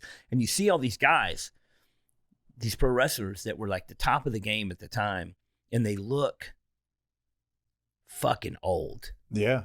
And they're like 23, 25, 28. And you're like, holy shit, these motherfuckers are put through the ringer. And that's the one thing that, like, for me, like the thing that I see, the big negative is there's like this PTSD that happens in wrestling. And like, fortunately for me, because I got in it so late, I never had to deal with that stuff. Like when I was younger, trying to like make it. And I never had I just never had that like, oh man, I got to make it in wrestling. Yeah. It was always just like, man, the art of wrestling is super cool because it's like a secret language that only me and like a handful of people on the earth know. And like, I can go wrestle a Japanese guy and not say a word and we could have a great match. Yeah. I could go wrestle in Mexico and like have a great match with someone and not even talk. You know what I mean? Like just because we know what we're doing. And like, that's the fascination for me. It's not like, oh man, I get fireworks when I come out and I get, you know what I mean? Like it never was like about that. It was always about like the cool, like secret world of like knowing this weird thing and then being able to like see a guy that also knows that, not saying a word and just doing it, which is pretty rad. That's like playing music or, something. But yeah, that in the 80s, man, they all had like crazy PTSD on like, oh man, I had to do this. I have to do this to make it. And they don't even realize they're killing themselves. I feel bad for like the small dudes. Yeah. Cause like at that time it was just like, you gotta be 250, you gotta be 6'5". And like, there's dudes that just like Jerry Lynn, who's like 5'8" and 170 pounds. And he has to wrestle these dudes at the exact same time. And like, now I see Jerry, who's like one of my favorite people. And you could see how beat up he is. And it's because 6'5", 250-pound people are just throwing him around. Yeah. You know what I mean? For years. Yeah. It's, I don't know. Wrestling has a real gross side to it. And then if you can like steer clear of that and just do the art of it, it's really fun. And like that's like the thing, that's the world that I'm in. Like they have like the dark side of the rings and stuff like that. I try to just stay away from that stuff. And then like I have dudes that like DDP started. But even the Iron Fist movie, the Iron Claw movie, it was a great movie, but God, what a heartbreaker, dude. Insane. What a gut wrench. That like story is like one of the gnarliest stories in wrestling. That was, I mean, I grew up in Fort Worth. Yeah. And I grew up, the Von Erichs were the shit when I was a kid. That was the only era of wrestling that I ever knew. Yep. Like I grew out of watching wrestling right around that same time. The next era. So I watched the other documentary and the whole McMahon thing, and I didn't know any. Yeah. The whole New World Order thing, I didn't know any. And that, like, I learned shit in that documentary. I was like, what? Hulk Hogan was a bad guy? I never knew that. So it was like wild to learn, see. Because if you pay attention, you do. If you don't, you don't. Yeah, of course. But it's one of those things. To wrestling's also one of those things. It's so niche. Yeah. That, I mean, it's almost like kind of like tattooing. Like everyone likes tattoos. Yeah. But like if you mentioned Juan Puentes to someone, they would just go, "Oh, okay." Well, I didn't know when I was a kid. I didn't know that it was so regional. Yeah. Like it was back then. Yeah. And I thought that the Von Erichs were just king of the world. Yeah. I didn't know that they were just king of Dallas Fort Worth. You know, I had no clue. Yeah. Until I watched till later, learning all this stuff, and I was like, "Whoa, it's crazy how it grew and how it went and how whatever." But super fascinating. Yeah. Just and then the crazy thing, I'm sure they probably talk about it in that McMahon thing, is like how they decided to just buy it all. Yes. And they're like, okay, we'll be the people. Like took this region, then took that region, then took that region, and just yeah. You know, and they also show like how much money's being made and how much this is being made, and they kind of like exploit like how the wrestlers were not making enough money, and how, you know, dude, it's the same shit right now, like with musicians. Like musicians right now, it's like it's told to the public, told to the public that when there's like a ticketing dispute or something, well, if it wasn't for these bands asking for so much money, then we wouldn't have to raise the tickets. And it's like, no, motherfucker, like read what you're charging us for. That's not a band saying like we need this surcharge. Yeah, like fuck you, man. Like, and like I think it's a point in time like right now where bands should get paid. Well, the thing is I have friends in bands. Yeah. In large bands. Yeah. Big bands. Small bands, little band, you know, but I go to big shows and I see, you know, a sold out show at the Toyota Music Factory with 20,000 people there. Yeah. And it's fucking $80. Yeah. And I know the band is getting paid $40,000. Yep. You know what I mean? Like I know these guys, I know how much is getting paid, and then I can do math. Yeah. I can add 20,000 times $80. It ain't 40 grand. No. You know what I mean? Yeah. Millions of dollars. Yeah. And the band is getting, you know, some band, and a lot of people will see that a band gets $20, $30, $40, $50, $60,000 for a show. Yeah. I'm like, oh, they're making a bunch of money. I'm like, dude, the bus driver gets $1,000. Yeah. That one day. Yeah. You know what I mean? And then the crew. Think about that. Like if you're playing a place that holds 20,000 people, you're not just like driving up in a 15-passenger van with there's hundreds loading of people your working. shit in. Yeah. Hundreds of people working. It's crazy to me that like anyone would ever blame the band for asking for money. Yeah. And like, yeah, there's obviously like too much money, right? And then there's like, but like we're the ones bringing the people. Yeah, but there's the few top artists that are getting millions of dollars a show. You know what I mean? Yeah. And then most people are not. Yeah. It's nuts, dude. It's so crazy to me that like, that's again, like I said, like Every Time I Die was like semi, you know what I mean? Like we never cracked it, but like we had a really long career. I mean, you sold out venues. For sure. 100%. Yeah. And like you just see how much work you had to go into it. And sometimes I would tell people like, oh man, like, you know, for like a tour, like the last tour we got paid, let's say we got paid $4,500 a show. And like when you tell someone like, oh, like how much would you guys make? Like, I don't know, 4,500, like just you made $4,500? No, the whole band. Like, no, the entire band made $4,500. And the bus cost $1,500 a day. Yeah. And they're like, oh, okay. Like when you break it down, it's like to like a common person, like when we first started, you get paid $100, dude. Yeah. That doesn't even get your van there. Like that doesn't even like you're already in the hole. You know, when and a lot of bands that were on Warped Tour to be on Warped Tour, you got to have a bus. Yeah. A lot of bands were making nothing. Honestly, like the band is paying. You're paying. What is it? What was it for your food every day to be able to eat? Yeah. To be able to eat at Warped Tour, it's like $3,000 for the summer. Yeah. To get your That's insane. to get your meal ticket, but you do get 3 meals a day for 9. Yeah. How many weeks? You know what I mean? 30 shows or whatever. Yeah. But yeah, it's like, okay, you could be on Warped Tour. We're going to pay this much, but then it's this much deducted. Yeah. That's the thing that I'm like, I don't know. I feel bad for like upcoming bands who like think they need to do things like that. Just for nothing. to go kill yourself. And I'm not saying for us, Warped Tour was completely different. Yeah. So like I can't say anything bad about Warped Tour. I loved it. I loved being on Warped Tour. But it's just like, man, if we were doing that in a van and a trailer and only getting paid $100 a show, you know what I mean? Like, it's just not worth killing yourself over. I mean, I was on Warped Tour in my own rig, my own RV, and not getting paid. I mean, I was doing tattoos and making money. But you had to do the work. But the expense is crazy. Yeah. Just gas. Yeah. I think one summer our gas was over $30,000, and that's when gas was cheap. Yeah. That's insane, dude. So you got, I mean, people are like, oh, you're making so much money. You're making so much money. I was like, dude, I got to make this much money to break even. Yeah, absolutely. But had a time of my life. Of course. And that's like, again, like people don't really account that into your like, well, you know, we did have a great time. And like looking back on it, like we did play to a bunch of people and like, you know, yeah. I don't know. I think that like now there's just smarter ways to do that stuff. And not have to like put yourself with Live Nation or one of those big companies. I mean, I go back and I hate these fucking big corporate things, you know, and it's like they just, ugh.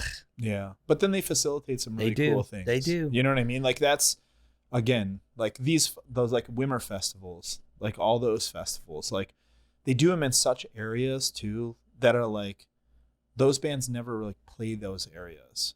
And like now you get to go to this like festival that's like all day and you get to see Metallica headline and like, I think they're cool. But again, like I think as a band person who's done it, you don't really need to do it. Like there's other ways to do what we do. Yeah. Yeah. Well, bud, it's good to see you, man. Yeah, it's great to see you too, man. Hope to see you again sooner than later. Maybe I'll just fly to Dallas just to play cornhole. Yeah. Yeah, that'd be great. Yeah. That would be, you have no clue when you're going to come. Right now, no. No. There's like, it's so like that's the funny thing too. Blade got into stand-up comedy. Like, oh, really? Since his injury. He was like doing it before. So you think you're going to get into stand-up comedy?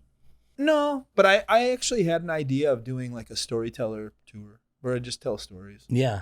And that would be cool. I think it'd be great. I never thought about like the comedy aspect. I know it would be funny, but yeah, more of like a spoken word talking about just stories. Well, you should definitely start the podcast. I'm definitely going to start the podcast. You got a name for the podcast? Yeah, I love music. That's it? That's it. Love music. I love it. With Andy Williams. I'll listen. Yeah, please. If you like music, you'll love this music. You'll love music. Yeah. Oh, man. It's trippy because I'll just tell you the concept. Like, yeah. There's a wrestler that we have named Orange Cassidy. Okay. And you really don't know anything. His whole character is like based off of Paul Rudd's character from Wet Hot American Summer. So it's just like, oh, whatever. You know what I mean? Like that. And one day our boss used to do this thing when we were in Jacksonville. We were in Jacksonville wrestling for 2 years, like during the pandemic. So like he would get this barbecue place and like just to kind of show appreciation, he would just buy out this barbecue place. And then for the day we would just go and chill. And there were cornhole boards and music playing and stuff like that.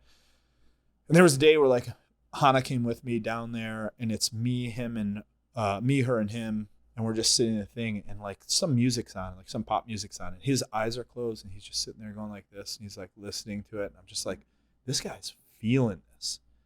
And I don't know much about him.